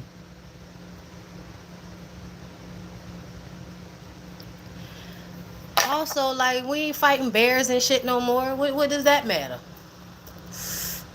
And all things just hold up. I start every day at 10. Yesterday's problems can't affect today. I know that's right. Boxing is great. I do it 4 times a week. Ooh. I forgot how to fight. I just don't like it. Plus, I would be in jail because my brain goes straight to red alert. No, for real. For real. I'm a really good shooter, though. You're right, body being big and physically stronger don't mean ish if you can't fight. Right. True respect to you, Bondy. The way I seen you and my fave Jamie handle that shit with so much ease and emotional intelligence. Leave my comment if need be. What you mean? I appreciate you, but what you mean? Uh, we need red alert in these times, right? My daddy has that. My daddy has that built, and they called him Dinosaur in his young days. I feel like all girls and women would benefit from self defense classes in this world. I agree. I agree. I feel like it's something that should be being taught. Like, y'all know I love when I be scrolling on TikTok and I see them videos of them little girls that be wrestling boys and be whipping their asses. I love it. I love it. Whenever that one girl be beating the shit out them niggas at basketball, breaking their fucking ankles and shit, love that shit. Love that shit. I'm licensed now. I also tell folks don't come to my house being foolish. Oh yeah. Oh yeah. I'm gonna do my research and get in one. I just did a dance class and I had so much fun. Yeah, me too. I love like workout classes and shit. I ain't been to nothing in a minute. I need to start doing shit again. I feel like since we as women have to be more perspective and resourceful, uh we could actually do some damage if we could fight. A lot of girls be beating these niggas asses. Y'all better get some hobbies. Recommend Krav Maga. My daughter is quick to grab a knife. She needs to learn something else. Have fun this summer, ladies. I know that's right. And I'm one of them. I was quick to pull a knife when I was younger. Scissors, knives, whatever. That's why. That's why I'm looking at that situation, with the mom and the daughter on TikTok.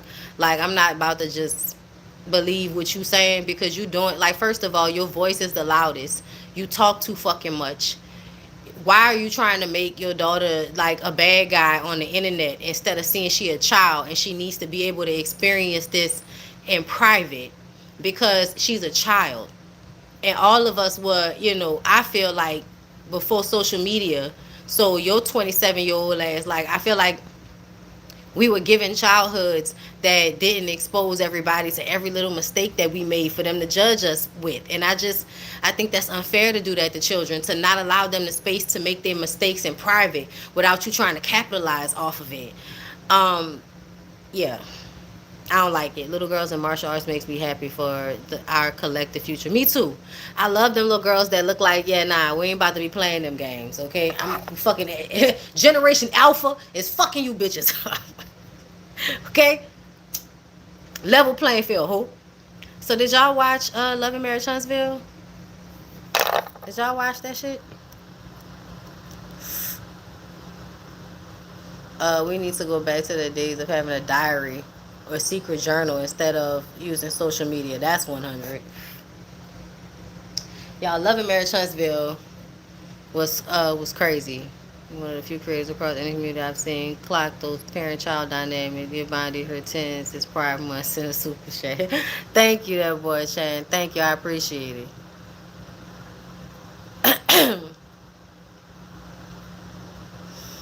But yeah, I never intentionally try to embarrass my daughter on TV. In fact, I deleted it permanently yesterday. Damn. Yes, part two was so good. Y'all felt like part two was good? Got a bump right there. Uh, I don't know, y'all.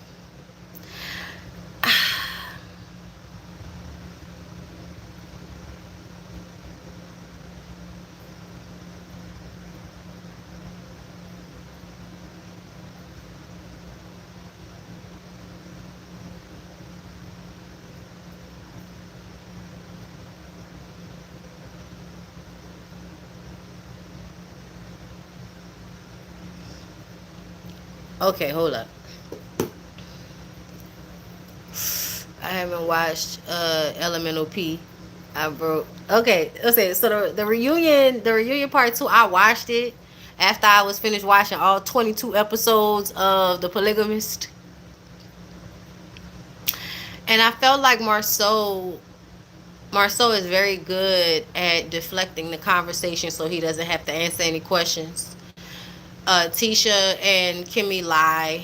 I did appreciate Martell holding their feet to the fire. Carlos was giving people outs that they didn't need. Like, why didn't we dig deeper into the Vegas situation instead of Martell asking a question? Why weren't you asking the questions? And why did it go to, okay, what does his dick look like? That felt completely, I felt like that was a deflection. That was a way to try to make the moment funny so we can move off of it. Just like when Marceau kept calling Martell stupid. Like, he was calling Martell stupid because he wanted Martell. He was trying to bait Martell into an argument so they could deflect from the questions that are being asked.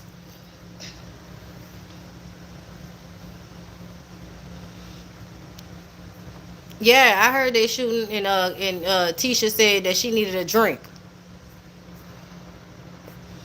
Oh my God, my best friend said she been 10 episodes in one day. I watched the whole show in one day. My mama stayed tuned into it. After Sonny and Moses fuck shit, I had to head out. But I know enough from my mama and you giving us the tea. I brought you a coloring book, and that helps. Oh, thank you. I'm glad. Part two aggravated me. Tisha needs to find herself. The way they all kind of being Marceau's wife is not good enough. No, no, it's not. No, it's not. Just like being Tisha's husband is not enough, and you could say that it is, but that's a lie. It was such a y'all. It's such a ridiculous conversation to be having. This lady should be able to move throughout her life, shifting as she sees fit. If I want to work, I'll work. I don't want to work anymore, I quit. I'll be at home for a little while. Okay, I don't want to do this anymore. Now I want to do that. That's exactly how her life should be going. Like, and another thing is everybody's talking about, oh, Tisha doesn't follow through. It doesn't fucking matter. It doesn't matter. He shouldn't be getting in her way, making it hard for her to accomplish anything she sets out to do. I don't give a fuck whether she finishes it or not. He's impeding the process. Destiny absolutely won the reunion. At the end, when she was clocking all of those little messy things, Tisha was saying, Tisha, she's 43 years old. I don't think I should have to teach her how to be a friend. Like, Tisha, shut the fuck up. You're one of the most emotionally immature people on reality TV. You're not old enough or mature enough to teach anybody anything, bitch. Even the fact that you said that shit, I was just like, girl, like, oh my God. Y'all, and then Kimmy, oh my God.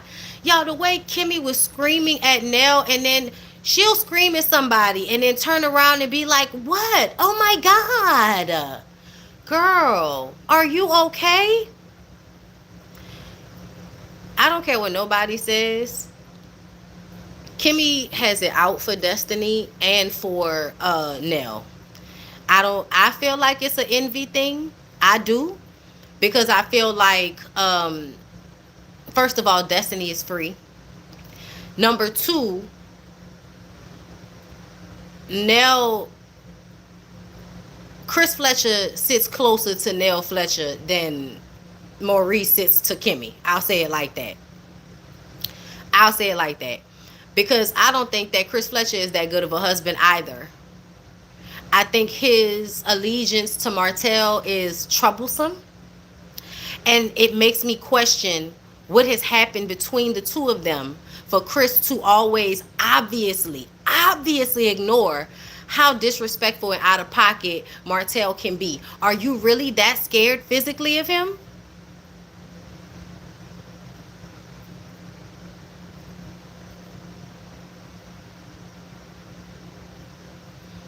Yeah, I don't know. And you're right. To me, Nell still, maybe they shot it out of order, but I don't like the way Kimmy and Tisha can say anything about they fucking mouth, act like they don't see the problem. Everybody else is tripping. It's not them. It's everybody else. I don't like how they're able to do that.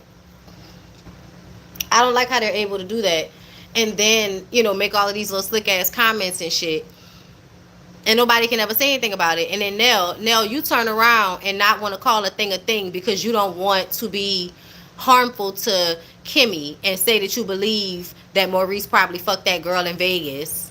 You don't want to say that, but it's what you believe. The way Kimmy kept laughing. No. Girl, ain't nothing funny. It wasn't nothing motherfucking funny. about shit that was going on during that reunion show. Not the way your husband, not the way your husband tried to guilt you because you said you would leave him if he cheated on you. And so now the conversation is not that he would cheat on you, but that you would leave him. You know, you can't be more mad for people than they are for themselves.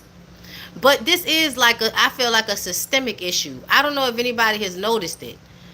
The way these men think and the way they treat their wives in the confines of the marriage, like this beating down, this guilting into shrinking oneself, this being guilted into being selfless and then not even having it be acknowledged as being selfless, not even seeing what you do, but then as soon as you stop doing it, you're not being a good wife, you're not being a good mom. Tisha was giving, you know, was giving this nigga everything she could at one point, making dinner, making coffee, playing the assistant, the secretary, and all of that shit. And as soon as he was able to afford more employees, he moved her out the way. I think we very much did see that. Saying that she isn't always dependable, I feel like you don't want her to be. You don't want her to be. I don't think you make it easy for her purposefully because you want her to stay at home. So if you don't work with her, if you don't keep in mind, let me make sure Tisha can be there for this. Let me, like, you don't want her to be of help because you want her to just be a wife at home so that you won't have to actually share in the responsibility and the what's the what is it called?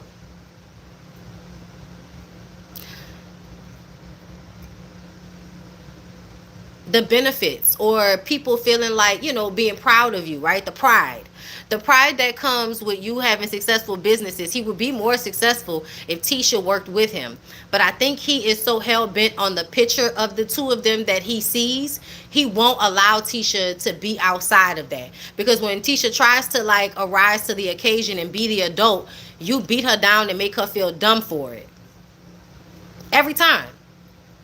When she was right about things and you were wrong, you would still act as if she's a child that really can't fully be trusted. And you the one that don't like to finish projects. You the one that keep people waiting 5 to 7 years for shit. Who the fuck told you to build a house in the side of a fucking mountain instead of just getting a house that you could afford that would be comfortable for you and your family? Your kid's gonna be out the house before you even finish that shit if you ever fucking do, which means it's a waste. Cause who needs a big ass house when it's just you and your wife who you don't like? Oh, so that y'all can be on separate wings of said big ass house. Gotcha. Thank you for the super chat, Melissa Marie Love. Just want to thank you for this live. Woke up feeling good and was working on my plants. Yes, unfortunately made the mistake of talking with my mom. Totally put me in a bad mood. Your live made me feel better. Have a great day. Oh, I hope you have a great day too. I would have said 5 million, you can buy me out. Neither one of them have grown past 21 years old emotionally and thinking domestic labor. Tisha better get it together because once they are empty nesters. What's hilarious to me is that Kimmy's beige house cat knows she ain't leaving. If Kimmy was leaving, she would have left a year into that marriage. Whew.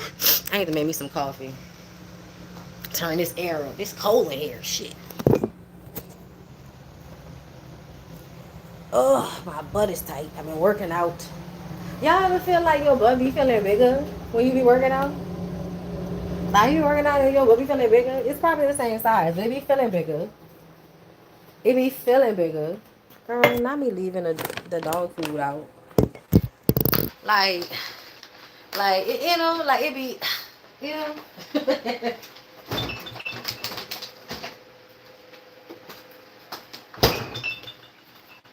You know what I'm saying? It be, yeah. It be.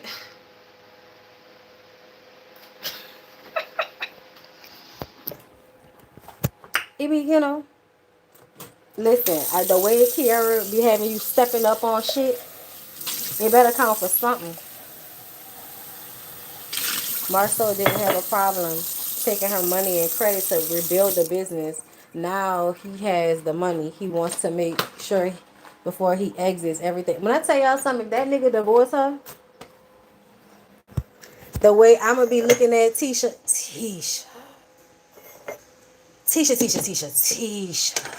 Honestly, that might be for the best. That actually might be. That actually might be for the best. Oh, they got all kind of shit on here. Oh, they got. Let me see. I ain't even know, girl. I don't see nothing. Ain't nothing came up. They say they have effects, but I don't see none. Retro. Retro. It's retro. That's kind of cute. It's retro. That's cute. But my hands are wet. Okay. I need Tisha to get out of there first. She won't. That Jamie boy. What happened? What Jamie said? If he divorced her, damn. Oh, look at the upgrades. I don't watch the show at all, but I would be so happy if the women left all of them. Honestly, I would be happy if they did too. Because I feel like they could do so much better. I mean, alone would be better than having people feeding off of you like that. And like just enjoying your pain so much. And to me, it does feel like they enjoy playing mind games with their women. Marceau and Maurice, like it makes them feel good about themselves on some level that they're able to get over on these women.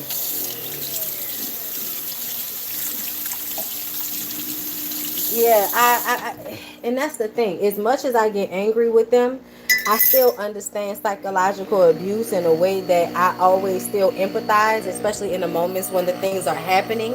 I always empathize because to me, it really don't be that easy once people have you, once niggas got you in here and in here. Once they have you in here, I was married 26 years. I do think Tisha needs to move on. Yet you guys speak of divorce like it ends the dynamics. It doesn't unless you get help with your mind frame. That's true. That's absolutely true. But you know you can't even take the step to get in a better mind frame until you remove yourself from the situation. Hindsight is 2020. And when you in it, it's too hard to see it. So happy to catch you in your element on this beautiful Sunday. Oh, thank you. Child, I be chilling. Do my little job and I be chilling. But yeah, I want better for all people, women specifically, because that's who I feel like I need to be talking to. And that's another thing. Uh, do you still? Oh yes I do. Yes I do, girl. Yes I do. Okay. This is the buttercream cupcake, which is really good. Hold up. I need to do another ad. That's what I need to do. But yes, especially since I've been back working out, okay? And I keep them on deck. So, okay, these are the protein powders from If You Can Move. I mean, Just Move Supplements. Okay, justmovesupplements.com. You can look down below in my description box. I have a link, okay, in all of my videos. Because it's my girl Kiara LaShae's brand, and it's really great and it's really good, and we use them all the time. This is how I've been getting my protein up so I can, get things back, okay, the way it's supposed to go and all of that. Lyric had been making me protein shakes in the morning and shit when I was working out. But he started his new job this past week, so that's been interesting. I like that he likes it. He likes the job.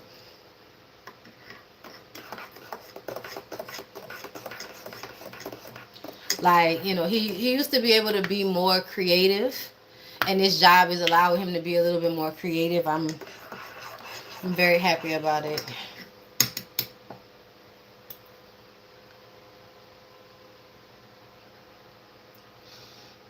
All of them are good. Chocolate is my favorite. Uh, actually, buttercream replaced chocolate as my favorite, but at the beginning, chocolate was my favorite.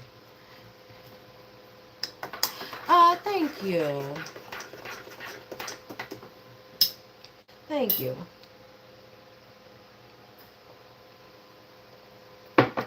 Yeah, no, I'm not one of them people, y'all. I don't know how women don't be giving a fuck.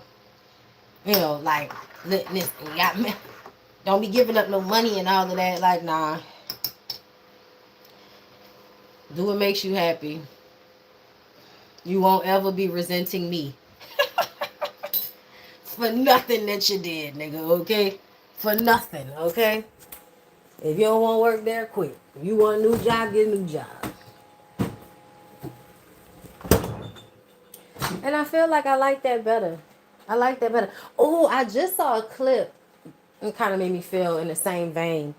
Shan Booty was talking about how we're so anxious because we're always trying to plan for this inevitable future. We're trying to plan for the future, but you could barely get your bearings in the present in order to be planning for the future, and so we're so stressed out. And it's like, should we even really be planning for the future in a way that gives us so much anxiety? You know what I mean? Like, I think you should absolutely be thinking ahead. I think you should, plan, of course, in some capacity. But the way we stress ourselves out about it, I do think that that might be a mind fuck of sorts, if you will. I thought about polyamory, but people don't want to be honest. Yeah, and if they do, they don't know how to cope with their jealousy.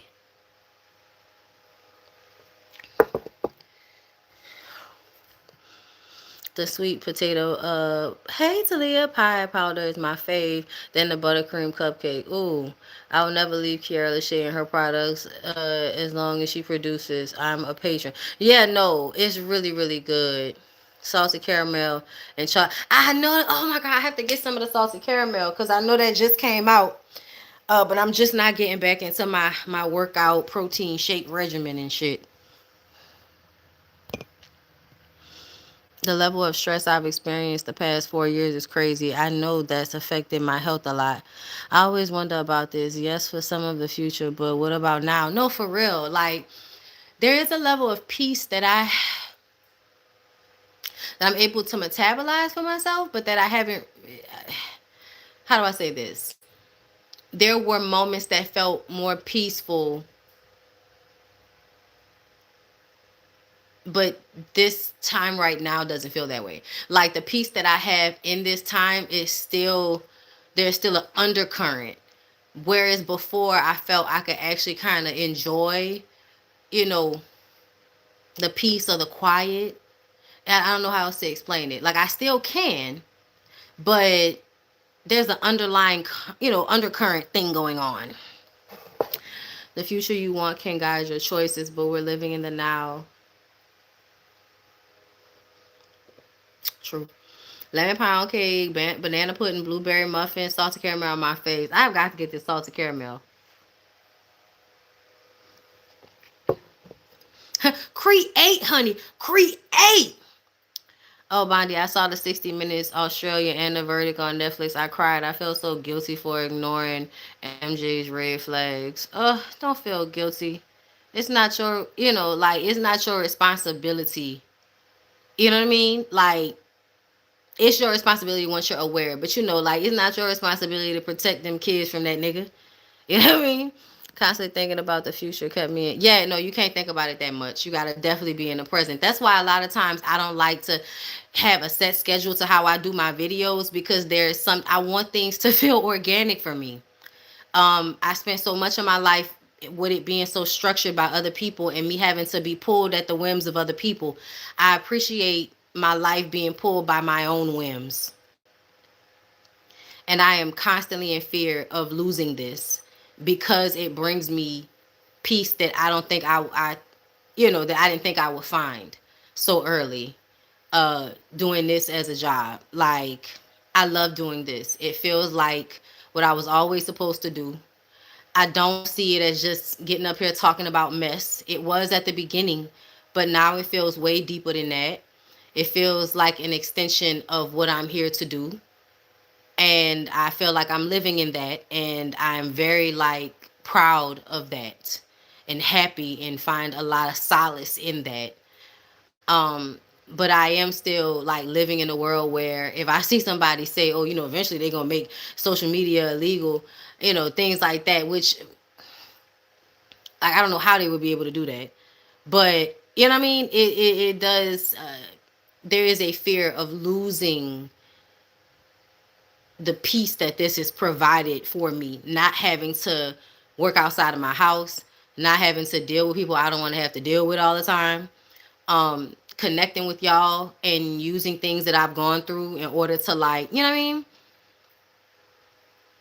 In order to connect with y'all and help y'all, and then in that way y'all kind of give it back to me.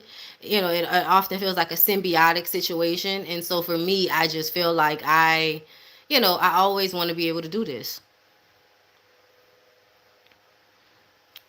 Yeah. And if we get there, I will not be here if we get there. But I can't do this without y'all. And if y'all are all here, then I don't know how I'm going to be over there still trying to talk to y'all over here. You know what I'm saying? Trying to plan for a creative outlet that I enjoyed as well is another possible stream of income. It's hard to stretch because of money. I'm working hard to make more, but I'm tired as fuck. Same. Every time I be thinking, that's why I was like, let me just get up here on YouTube and make money, instead of just getting on Instagram for free. Uh, because it's like I feel like I need to be like pushing. But that's so exhausting. That is so exhausting. And no, like the best things in my life have come to me. The best things in my life have just happened. The only thing I've had to do is basically show up. So I kind of go against this idea that I need to be overworking myself. I got a reading. I went out the other night. Um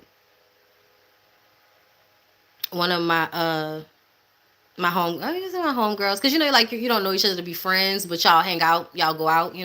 One of the DJs out here that throws a lot of dope events, she had a birthday event at a club, and she was getting a reading, and she told a girl to do my reading, and well, asked her, and she did my reading, and so I got a reading, and it was really great. And she said, whatever you're doing, you're in a pocket, like you're already doing it, you don't need to do any more. Like you don't need to, whatever you think, you don't need to do all of that. You got it. You got it. And I was just like, I really needed to hear that. I really needed to hear that. So do you use tarot? How did you get into it? It's like a profit, right? No. It's not like a profit. Yeah, it was tarot. And readings, because the cards tell you things. So like, really, card reading is more so like critical thinking. I have cards, but I don't I don't get into them as much as I should. But basically, you allow for the happenstance of whatever comes out to be from the universe dictating what needs to be said in a moment. And you look at the card in the picture, the numbers, the whatever, the house that it's in, whether it's a cup or a sword or whatever. All of those different things tell you different things. So some cards come with like explanations of what each card signifies or what it means, but a lot of good readers have all of this, like they'll have psychology degrees, they will have a lot of other things that help them be able to draw together patterns and shit. So when they look at cards, they derive certain things from those cards, and then they're able to like give that to you based on how everything's lining up. And really, it's a study of the card, but it's also being able to decipher pictures and images, and that shit that we learned in school that apparently they are no longer teaching, along with cursive writing and critical thinking. Hold on, let me see, I saw something.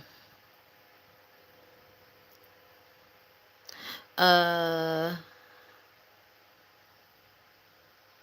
I watch content creators that create Whitney Houston voice. So you do use tarot, clock it, Bondy about the cards. As much as I like to run my mouth, I wish I was a good content creator. I don't think I have the personality, nor do I keep up with everything out here. You don't need to keep up with everything out here. You just need to have a voice enough to say whenever you want to say something, express what you want to express. They're also not teaching reading. That's another thing. I heard y'all are not reading whole books. Yikes. Not y'all, but you know. I've always seen auras and different energies since I was a child and used that when reading. Yeah, that's another aspect of it for sure. Cause people look like is it okay? I used to think I was tripping, or I thought that everybody could see what I could see. It's just now in recent years that I've realized everybody can't see what I can see. To me, it's like common sense, or it seems like, oh, it's right there. Like, you can see it. Other people can't see it. And so then I'm like, wait, am I crazy? And then time goes by and then it comes out and it's like, oh no, I saw exactly what the fuck I was seeing. I was just early. So once you realize that, that's some gift shit. But yeah, I feel like that's a similar thing as like reading auras because I can see things on people. Hey, saltwater daughter, you certainly are in the pocket. Your authenticity is your superpower. Those blessings will continue to flow. Oh, thank you. You are always so reassuring. They don't teach analog time anymore. There's several good tarot readers on YouTube. I watch them daily as a reminder to keep going and awareness. From what I gather, tarot gives you an assessment of what internal and external factors might derail or be of assistance to where you are currently. Yes. What the fuck is happening? They not teaching reading? No, no. They literally teach them in Cliff Notes now. Like, instead of making them read an entire book. No, you're right. My ADHD be fucking me up when I'm reading. Hey, Bondy, look, thank you. I've been watching Blue Centric, and her readings for Aquarius have been on since December. I need to watch her readings. I normally only watch her like, her topic videos. I need to get into her tarot stuff. Pushing is good for resistance training, building your brand. Your empire community is different energetically. You're busy, focused, but not burned out. That's what I see in you, respectfully. Oh, thank you. No, and that's like another thing about this. If you don't take the step back when it calls for it, like if you don't kind of like sit and absorb things, if you don't change the mood, you know what I'm saying? Like, you have to be like paying attention and being able to move according. Like, there are some videos that are going to be, more serious, or me going in, or some shit. Sometimes it's like sad, but most of the time I'm trying to think of ways to uplift.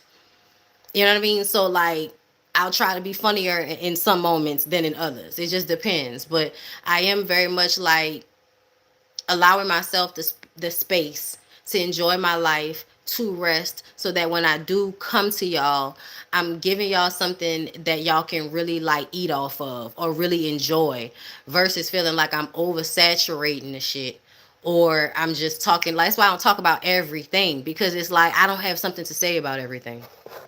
I only want to talk shit when I really want to talk shit. But no, I appreciate that. Schools aren't teaching also the kids that they feel can't learn. They put them in one classroom and push them through the school system, trying to set up schedules to teach my kids at home. They have simplified versions of classic books too. My daughter brought home a copy of The Little Princess that was written completely different than the one I read. Yeah, I be watching something and picking up on the energy, but not be sure until you might say the same thing. See the same thing, and that will be my confirmation. Yeah, that will happen a lot of times with me too. That's why like getting off of TikTok sometimes is so hard, because I'm literally soaking in shit in order to redistribute it in a way that makes sense for me. Whether it's finding stories there or just kind of getting a post of what everybody's saying and what people are talking about in order to bring that to y'all, because it's reflective of what's happening right now. Like, you know what I mean? Did y'all see the picture of, the president with the the Vocari? Y'all, I don't know what's going on. They said that was a rock band. Y'all, they got the White House looking like a trailer park. I think it's hilarious. I think that, people are like, I mean, like, that's what they look like. They look like the vampires. TikTok is really good for pattern recognition. It is. I like, how as much as they say it's a bad thing, and I do have to like get off of there because it's an addictive thing.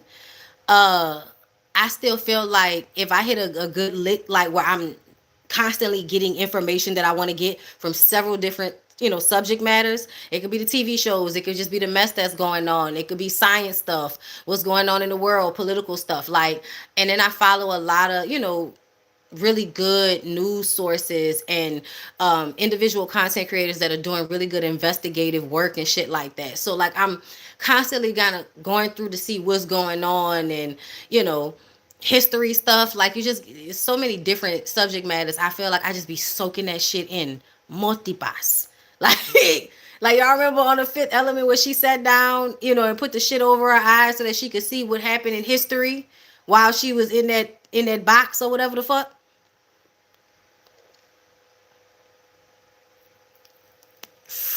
The White House looks like it smells like wet dog and piss. That UFC fight is gonna be so ghetto in front of it. They had dirt bikes.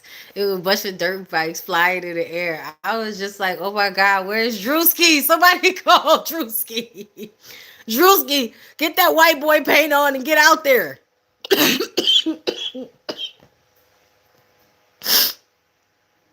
That's the benefits of setting your own schedule. Working for a network, you're forced to produce on someone else's time, even if it's some BS. And that's why we know a Bondy Blue show is about to be fired. Yes. I appreciate that. Nah, because sometimes, like, I wanted to come to y'all Friday, but I was just like, it's not enough news for real. There was some things I wanted to touch on, but I wasn't feeling good enough. And I just kind of felt like, you know what? I could wait. And then we, that way I could kind of string together something good. I also love how, like, organically sometimes there's a theme. Organically, a theme. Something that I feel like I might be doing intentionally sometimes and then unintentionally at other times. I like that too. A whole mess out there, bruh. A whole mess out there. But I don't know, like for some reason I feel like we should stay encouraged. I think things might work out better than we thought, maybe. That's the hope. Is that it's not gonna go to hell like everybody thinks, but that things might actually work out better than we thought. If I'm rolling my blunt now, whenever I see you smoking, I know you're about to go in and let have. Listen, I already been on here. I've been on here for 2 hours. I feel like they must have split the lives up once I got to the 2 hour mark. Uh, Dave Chappelle was right when he said the environment, the world is sick. I see it now. I hate the inhumanity, lack of compassion and empathy. I see that bothers me as a heart-centered person. Me too. Me too. All the time. All the time. That's why it's so hard for me to be in a comment sometimes under certain posts, because that's all you see is the lack of empathy, the not taking things seriously, the being just fucked up for no reason. Oh, all right. Shoot on. What you been? What's Ireland? Come on now, spill the tea. We have a chance to change and rebuild. I think some of your background also probably aids you in your content creation. Being able to assess and articulate things in ways for others to understand is a skill. It is. It absolutely is. Yeah, you were spitting on Thursday. Thank you. I love when I hear that I did a good job. Hope the fighters don't get attacked by mosquitoes. It's about to be some avoidable foolishness over there. That is what keeps me from feeling doom and gloom. Always watching you spill the tea. But yeah, that's what I be hoping for. Like to just be a little light, like keep you abreast, right? You want to know what's going on and shit, but like to also have some light in there. Like that's the hope. It's for there to always be like, oh shit, that was good, that was entertaining, that was funny, or even that made me think, that made me feel good. I need to go sit with that. Fuck was that bitch talking about?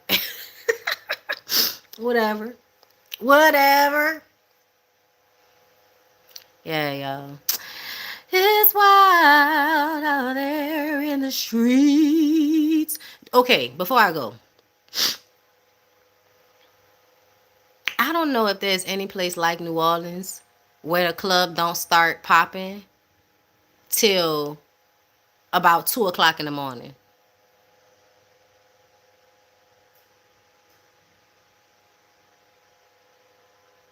I'm I'm like, so I was supposed to be here at like 1:30, 2 o'clock, even though I ain't go nowhere today. Only in New Orleans, bro. Only in New Orleans. Will the party be from 11 till sunrise, and the party don't really start until about 3.5 hours right before sunrise. Oh no, I know you got to get out the country. Miami. I'm not watching that UFC at the White House. I love watching UFC and fighting in general. I will not be watching. I will be working out at the gym. I know that's right. New Orleans and New York. Blue, I love your voice. Thank you. Live like saw people. What does that mean? Baby, I went out for our alumni picnic last month, and we had a ball the whole weekend. I can't lie. Is that how South people live? Like they be out like late at night? I didn't know that.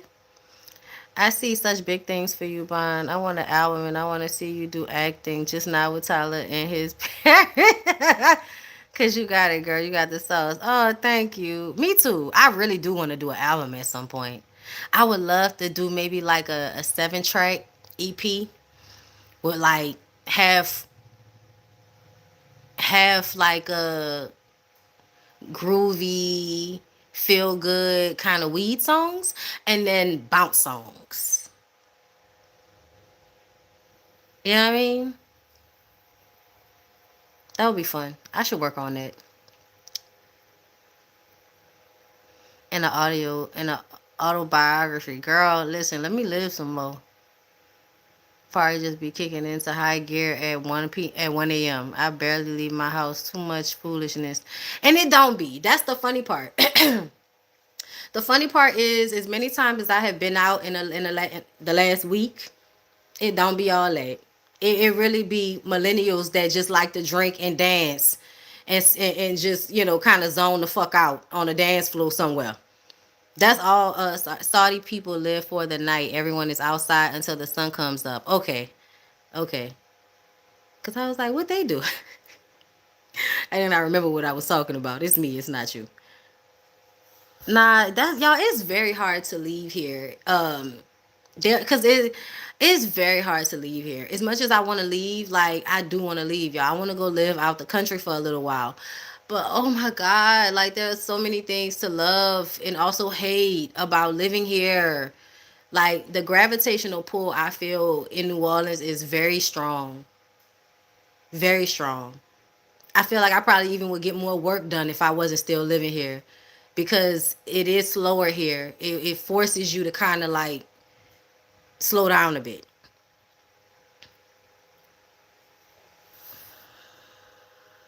I like Atlanta. Hey, Bondy, I just got here. What we talking? Child, we've been talking about so much. I don't even know where to start. Y'all, I have been loving the Bob. I know I have it half up, but I've been loving the Bob, girl. Loving the Bob, loving the Bob. I've been loving it. Okay, I've been feeling like Maxine Shaw. I've been feeling like when Charmaine had the little braid bob on Malcolm and Eddie. Y'all remember? I be feeling that. It is. We're laid back people. We are. Yeah, and then it's like it's always food. It's always a good restaurant. Our nightlife be popping like on any given day. It's always an event. Somebody's always throwing something. Like, now we be having pool. There's a pool party that I should be getting ready to go to right fucking now. But I said I'm not going to another event until I feel all the way back good. And I don't feel all the way back good. So I got up this morning and, showered and brushed my teeth and all of that just so I could sit on this fucking sofa. And I was like, I'm going to just talk to y'all. Um,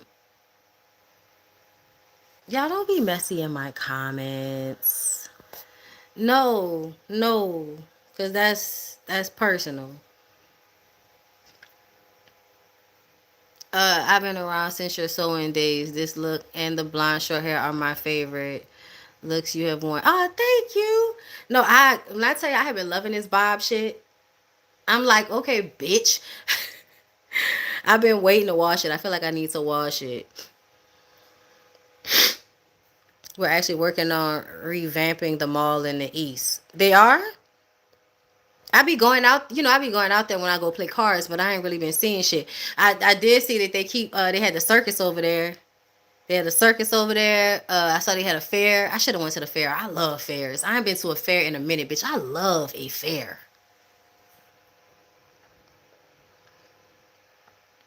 New Orleans is top 5 places I want to visit. It's a good place to visit. It's harder to live here because I feel like the quality of life could be way better. But it has some things that other places don't have to me.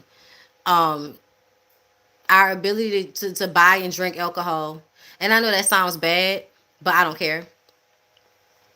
Because everybody should not drink. Alcohol is not good, but we drink down here. We can buy it at any time. A lot of places don't. They have all these restrictions. We don't have that. You could buy liquor in your car. You know what I'm saying? Like, you could buy liquor on Sundays. You could buy liquor at the fucking gas station. Like, there's liquor everywhere, so you could buy liquor wherever you want. Um, and I'm not an alcoholic, but I just don't like that the days that I actually want to drink, like a Sunday, I can't get liquor because y'all want people to only get liquor during the week. Okay. That's just dumb to me. Um, our food is really good. It's always a new restaurant, always a really good situation with the restaurants, always an event. Mardi Gras, like it is a thing for us. The festivities, it kind of forces us to be in community with each other. We are in community with each other a lot out here because of all of the different events that we have. All the events are not always events you have to pay for. Like, there's a lot of stuff that happens at Louis Armstrong Park that's free. You know what I mean? There's a lot of shit that goes on in a city that I just feel like in other places you don't have. Our culture is very deep. I've always loved that about it. There's an honesty about it, right? Um, yeah. And again, food. Yeah, Philly's alcohol laws are crazy. You can't even just grab a beer from the corner store. At least it used to be like that. I love how I was treated in NOLA. There was genuine hospitality. We would leave the club and go to a spot called We Never Close. I love a drive-through daiquiri spot. Bondy, come to Savannah, Georgia. We have drive-through liquor stores. Ooh, I'm gonna come to Savannah. My family reunion. Now y'all, y'all think I just be drinking, child. I mean, I do, but not like that. I have to be very careful. I'm mindful of it because my dad was an alcoholic, so I'm very mindful not to be doing the most all the time, not to drink every fucking day. And I like cocktails now, especially because like I have friends that are bartenders. Now now people throw events. What you go to events for? To drink and dance. And sometimes you can't even really start to enjoy yourself until you on your first, second drink. You might be having a good time, but you really start feeling that shit right around your second, third drink.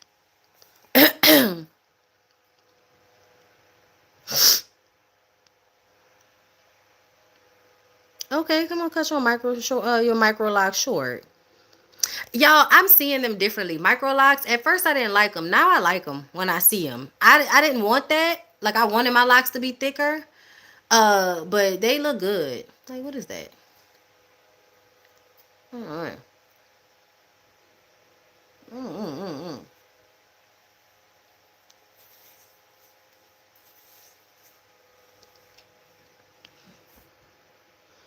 Mm. Okay, okay. Y'all coming out here in July? That's what's up. Are y'all coming to our live show? I saw a few of y'all saying that y'all make sure y'all gonna come this time because y'all didn't get a chance to come to the last Ooh Ladies First live show, but we just posted in our last show that we have another Atlanta show that we're gonna be doing in in September. So I'm gonna be a lot of shit going on in September. So y'all know we going to Mauritius with Reset by Design Wellness. Y'all should sign up if y'all want to come. We getting closer to the deadline, so if y'all want to come, sign up. Uh, but we're going to Mauritius at the beginning of the month, and then I'm going to Atlanta at the end of the month to do the Ooh Ladies First podcast live on September 26th. So I hope y'all come through. You coming? Okay, okay.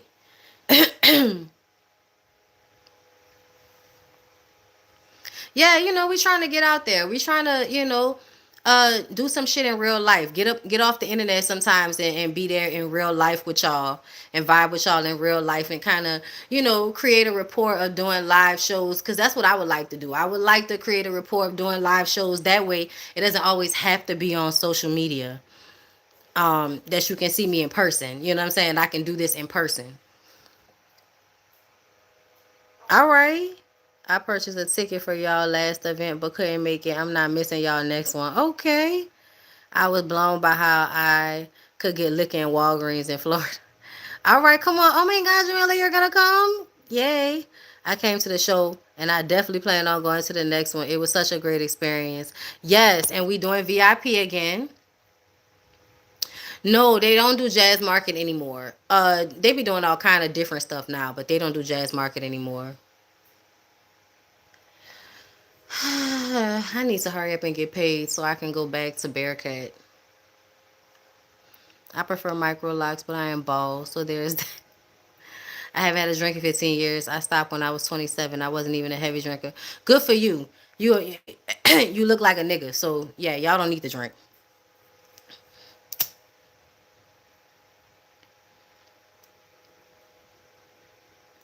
As a woman, you know what I'm saying? I don't need to be drinking.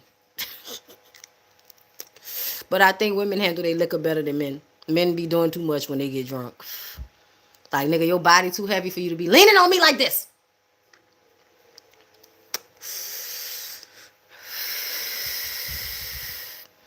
I don't think I'm a heavy drinker. I feel like heavy drinkers drink all day. I don't do that often. Like, you drink, all day when you on vacation and shit. But like, I'm more of a, okay, after 5, you want a cocktail. Yeah. Don't forget, we still want to do Zoom meetings in the Discord. It probably won't happen this year. Just putting it on your radar. No, it's gonna happen this year. It's gonna happen this year. I'm gonna do it because I do want to do it. I do want to do it. I just gotta figure out how to get that Zoom call so I can have all 11 of you motherfuckers on there at the same time. I gotta figure that out. I can't drink without smoking first. I'm a smoker. I'm more of a smoker, obviously. Uh, but you know, sometimes I'll drink without smoking. I'll have my shit with me. You know what I'm saying? Once I get to my second drink, in order to like transition, low key sober up, I'll smoke.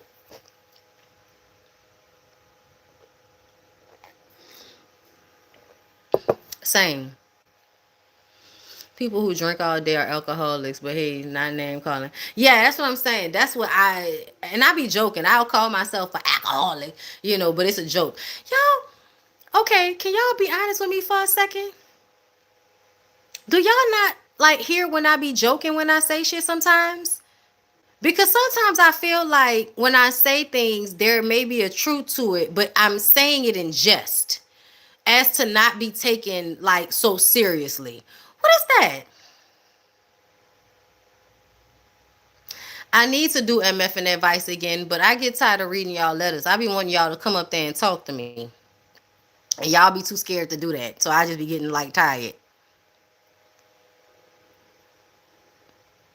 Yeah, I'm not. I wouldn't even say I'm a social drinker. I'll drink sometimes because I like for things to slow down as much as possible. Sometimes my mind is moving a lot, no matter what.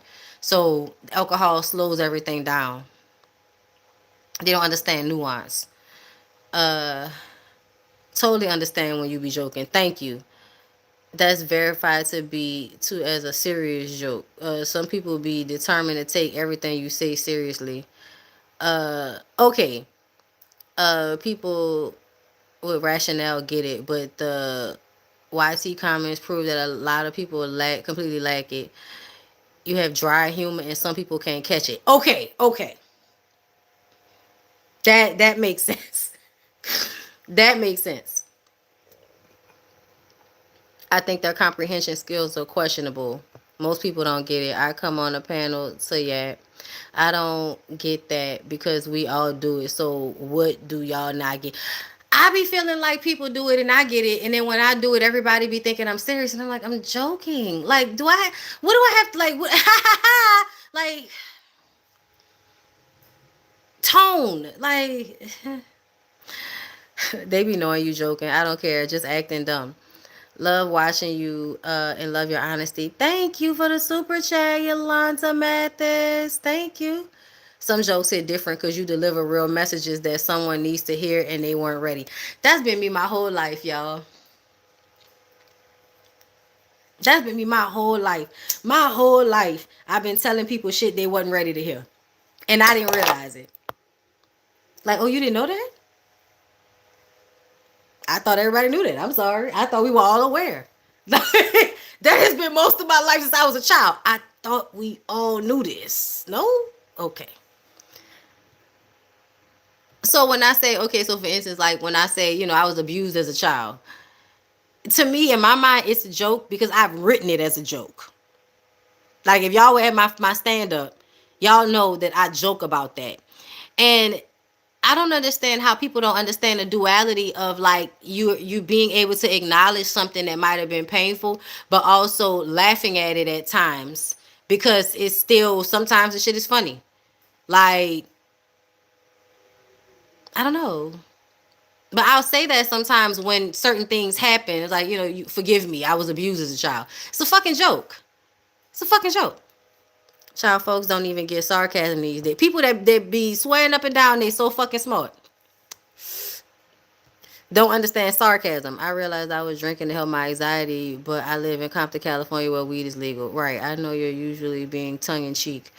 I come up there and talk, okay. Plus jokes have truth. I'm like, I thought all jokes had some form of truth in it. I always miss them. Please do it again. Yeah, but you def have dry humor. I can understand and relate to your humor. Yeah, we get your jokes. I think some people let it go over their heads on purpose. They don't be listening and just reacting. It's a Gemini thing. I always get it, but I'm a Frasier office type. No, for real. Nigga, definitely the office type. It's the dry humor. I'm often misunderstood when I'm joking, clearly. Yeah, yeah. I ain't gonna say you motivated me to move out my man's house, but you damn sure made me think. And now I'm Congratulations. Listen, that's the shit that see that's the shit there that I'm talking about. Oh, nah. Thank you for telling me. I appreciate that. That's definitely a Gemini thing. My mama Gemini. That's how she is. A lot of people, especially in today's SM university age, really lack social skills, y'all. They can't read rooms where people use words. No, for real. Cause sometimes I be like, why are people acting confused? Like I'm not being very direct. Like I had an interaction with a woman where I felt like she felt like I was manipulating. I was like, I could tell you feel like I'm manipulating you, and I'm like, I don't have to manipulate you. I remember I said that I was like, I don't manipulate people. Like because I don't want to control anybody. So that's why I don't like I'm not trying to manipulate anybody. You know what I'm saying? Especially like in romantic settings or something like that. Like I'm not saying anything that's going to like manipulate you into liking me. I'm gonna be me and either you gonna like it or you're not gonna like it. What am I manipulating you for?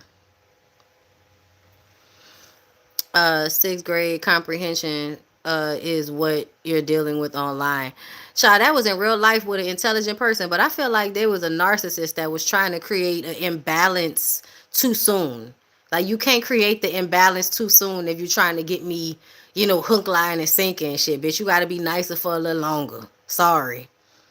You can't see the stunned looks on all our faces when you're joking on live. I can't. As if comedians don't joke about fucked up things that are true. Jokes are literally truths. I be laughing and crying at the same time, to be honest. I love the honesty and the energy. I've never deleted you. It came Uh, Wait, I've never deleted you and came burn here since I discovered you. Thank you for being you and all inclusive. Thank you for being here and for not deleting me and whatever else you meant to say. Also, you're an independent thinker. Yes, you can touch on trauma with humor when you dealt with it, but some can't. So I think that's what it is. Ooh, yeah, that makes sense. I'm such a bubbly, fun person that wants to go out and drink and get loose, but the feminist in me feels I can't do that around men because they always lurking, waiting to take advantage. Got to be on guard. That's why I really enjoy going to like lesbian events. Okay, that's not the only reason, obviously, but I do find myself being in rooms I don't feel as nervous in when it's like usually a all sapphic event, which is either queer people or people that are friends of the queer people, but it's not like niggas. You know what I'm saying? It's some gay niggas or some chill straight niggas, and we'll take those. They understand when their favorite comedians do it. Dark humor or gallows humor is common amongst us. It's a masterful skill that some people can't digest. Not everyone understands laughter after healing. Right. That's because you naturally vibrate higher. Because I've never thought you said anything that was or has been malicious. The truth is funny and the truth hurts. Get over it. That's why I don't feel like I have to lie or manipulate. Because, first of all, there's so many good things here. I don't have to manipulate. And also like if I'm gonna say something, I'd rather say something true. Now manipulation is on Love and Marriage Huntsville. I get your humor because I have a similar dry humor. Communication is not key. Comprehension is. Half of the US is comprehending at an 8th grade level. Yes, I have kids and I'm trying to get them to be able to read the room. Weak-minded people feel manipulated by stronger personalities when it's like, girl, just think for yourself and you'll be fine. Oh, for real. What the fuck, like, what is going on? I went on a date the other night, blast from the past. Man said he felt like he was at the table with 5 people and it was just he and I. Yeah? You say that the ish I think. Yeah. I be laughing like real. As an Aries, I appreciate dry humor. I love sapphic events. Me too. Because people don't read. Reading really helps you critically think, see the nuance in things, etc. Functional literacy. I think that's what I saw. The whole shit moved. Yeah, functional literacy. Bondy, can we talk about my new strange attraction to studs in the gym? I'm nervous. Nah, they got this one girl that be like, all right, I'm a stud, and I'm about to show y'all how to do muscles and shit without acting like a dude. Because dudes make it seem like it's so much more. They overcomplicate it. They mansplain simple shit. She like, all right, so we about to work this muscle right here and this muscle right here. So what you're going to do is you're going to tighten up. You're going to put your elbows in, right? You're going to press, all right? You're going to breathe. You're going to press. Keep your elbows in. If your elbows are starting to go out, they're too wide. Press up, okay? And that's all you need to do. See you next time. But when a stud explains a workout simply because niggas try to overcomplicate it. Excuse me. It was hilarious. Communication can be difficult because we are all carrying our own perspective. Barriers exist, not to mention neurodivergence and personality disorders. It's hard generally and can be harder online. Yeah, I'm talking about in person. Like I mean, yeah, online, but like I've also like recently experienced that in person. But I felt like they was trying to misunderstand me to create an argument. I don't know what that's about. But I do feel like I can be intimidating to people, and instead of them just being, chill about being intimidated, sometimes they feel like they have something to prove, and I'm not trying to prove anything to anybody. So it's just like I don't know, man. I stick to myself. I have dry, dark humor. I was making morbid jokes to get through my loved one's death. It's hard. Me too. Me too. I did the same thing. The culture of heterosexual men is so toxic. You can tell when they're not around and there's so much peace. You literally are taught critical thinking from reading, watching films. We did this in school. What the hell happened to them? What's her name, Harper? Bondy, how to handle people in your life that you love but don't have the bandwidth to understand, like with gender, sexuality, etc.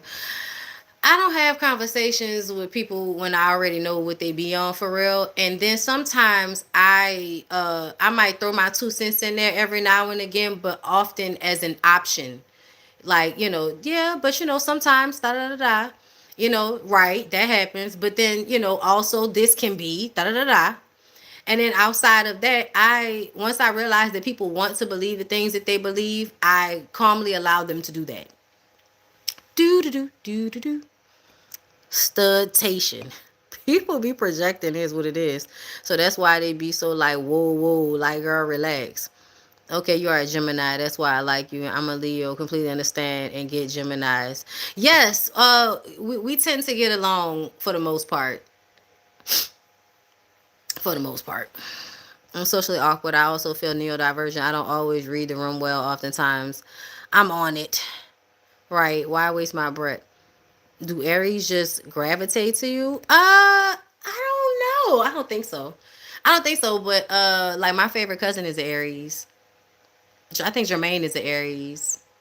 Uh, my brother is on a cusp, and very early on, that was my guy. Until everybody got older. I dislike how often I hear people, mostly in comments and on pods, say how uneducated people are, or how they are just hurt hey over it, yet they never use this knowledge to have compassion and understanding. Yeah, yeah. And also it's like I think sometimes people don't have the capacity. Yes, groups of men are so toxic. I was watching the NYC fans while my man was listening to the new Drake, and I was overstimulated by toxic masculinity. A lot of folks are comfortable in ignorance. Yes, hold up, I missed it. It slid. You have a lot of confidence. It can be really intimidating to people who are insecure or projecting. When I know what I'm about to say may go over whoever I'm talking to head, I leave it alone. I'm an Aries and I've been called intimidating. But what it is boundaries, and I'm honest. It's hard to have compassion for ignorant people if they don't have compassion for us. That all my kids are Aries, mother Gemini, dad is a Capricorn. I'm a Capricorn and I'm not realizing I say shit out loud, and that's why I have friends and sing. You mean you have no friends? Fire and air signs tend to get along. Air feeds fire. Fire can help direct air if that makes sense. It does. It does. That's an important skill to have. I'm sure it saves you a lot of time and energy still learning. Yeah. Gemini's air, Aries is fire, so there's a stimulus effect that happens. A group of men make my nerves bad. Like, I don't like a lot of men, especially in a club. They be killing a vibe. And women be performing and not dancing if men are in a club. Like, ugh. Yeah, nah, it don't be like that when I go out. When I go out, everybody be dancing, everybody be having a good time. But lately, it's been mostly the sapphic events. Club culture has been destroyed because people are insecure and want to put on. Yeah, nah, we be sweating and dancing. I love that for us. How do you feel about Capricorns and Geminis? Because, whew, the only Capricorns for real is my mama's a Capricorn. That's and that's my girl. It has been a time, but that's my girl. I love me an Aries. I don't know why they get a bad rap. Because Robin is an Aries. Robin from Potomac. Rob Dixon. Because she's an Aries. That's why. That's why y'all get a bad rap. Because of people like that. Yeah, man. Sapphic events only. Unless I'm going with my nigga. As a gay man, I only feel safe. Everybody only feels safe around women. And then that's when we get online, everybody be acting like, well, women be beating men's ass too. Yeah, that's not how people generally feel though. Capricorns are amazing. Some of y'all. Some of y'all. My mom is a Gemini and I love and understand your POV. Thank you. I'm Aquarius with cat parents. My late husband was a Pisces, and most of my friends are Cancers. Baby, the fight I have with myself to not fade from folks when I'm out of. Listen,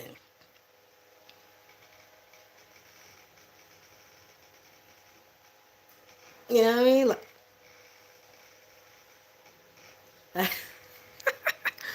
I will.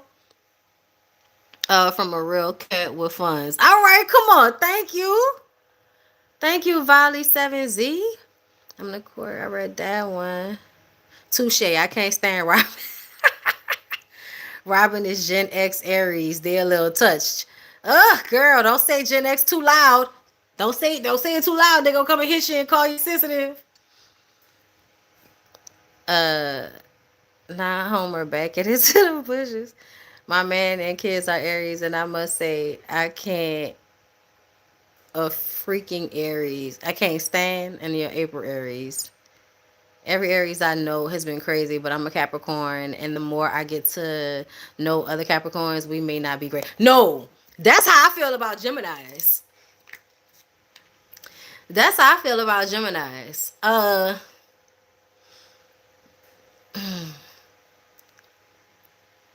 Like I love us for real. You know, like Monique. I love us for real. But when we are unhealed, we are some of the most bitch what you on type people. When you talk about like 1 minute they cool, the next minute they acting like a fucking crazy person. And I could think of at least three. I could think of at least three Geminis that I have come into contact with that at one point or another I have had to look at these bitches because I am getting whiplash. What the fuck is going on?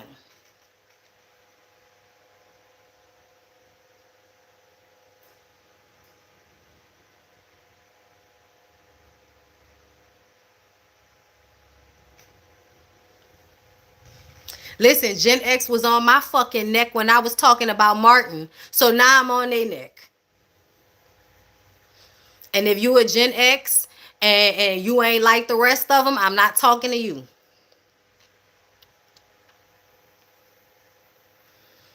I'm a Taurus, April, rising Gemini. I saw something interesting saying Gen X baby moves had more crime.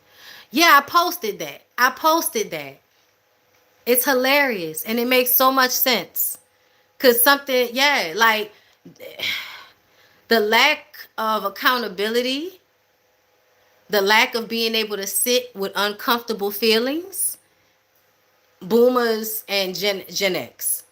Very hard time sitting with uncomfortable feelings, love to act out. Boomers love to escape accountability as well. They like to be cruel and fucked up and then act like that's not what's happening.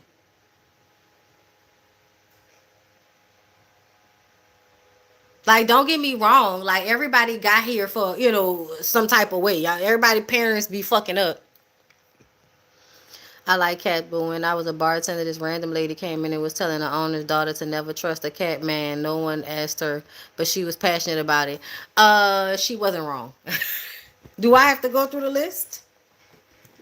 Do I have to go through the list of Capricorn men?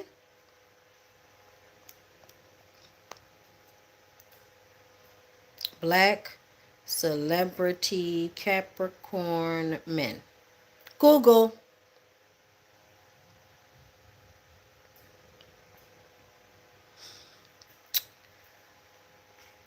James Earl Jones. Cuba Gooding Jr. Pimp C. LeBron James. Tiger Woods. There's some good ones in here, but also Ray J, Martell Holt, and Tyrese Gibson. LL Cool J's in there. John Legend is in there. Martin Luther King was in there. A lot of cheaters. It's giving Capricorn men are cheaters. That's what that list told. Muhammad Ali, cheaters. But anyway, y'all, I'm gonna go. This was a great conversation.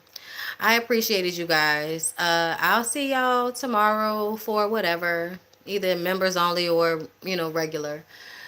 But I'll see y'all later, okay? Thank y'all for coming. Thank y'all for the super chats.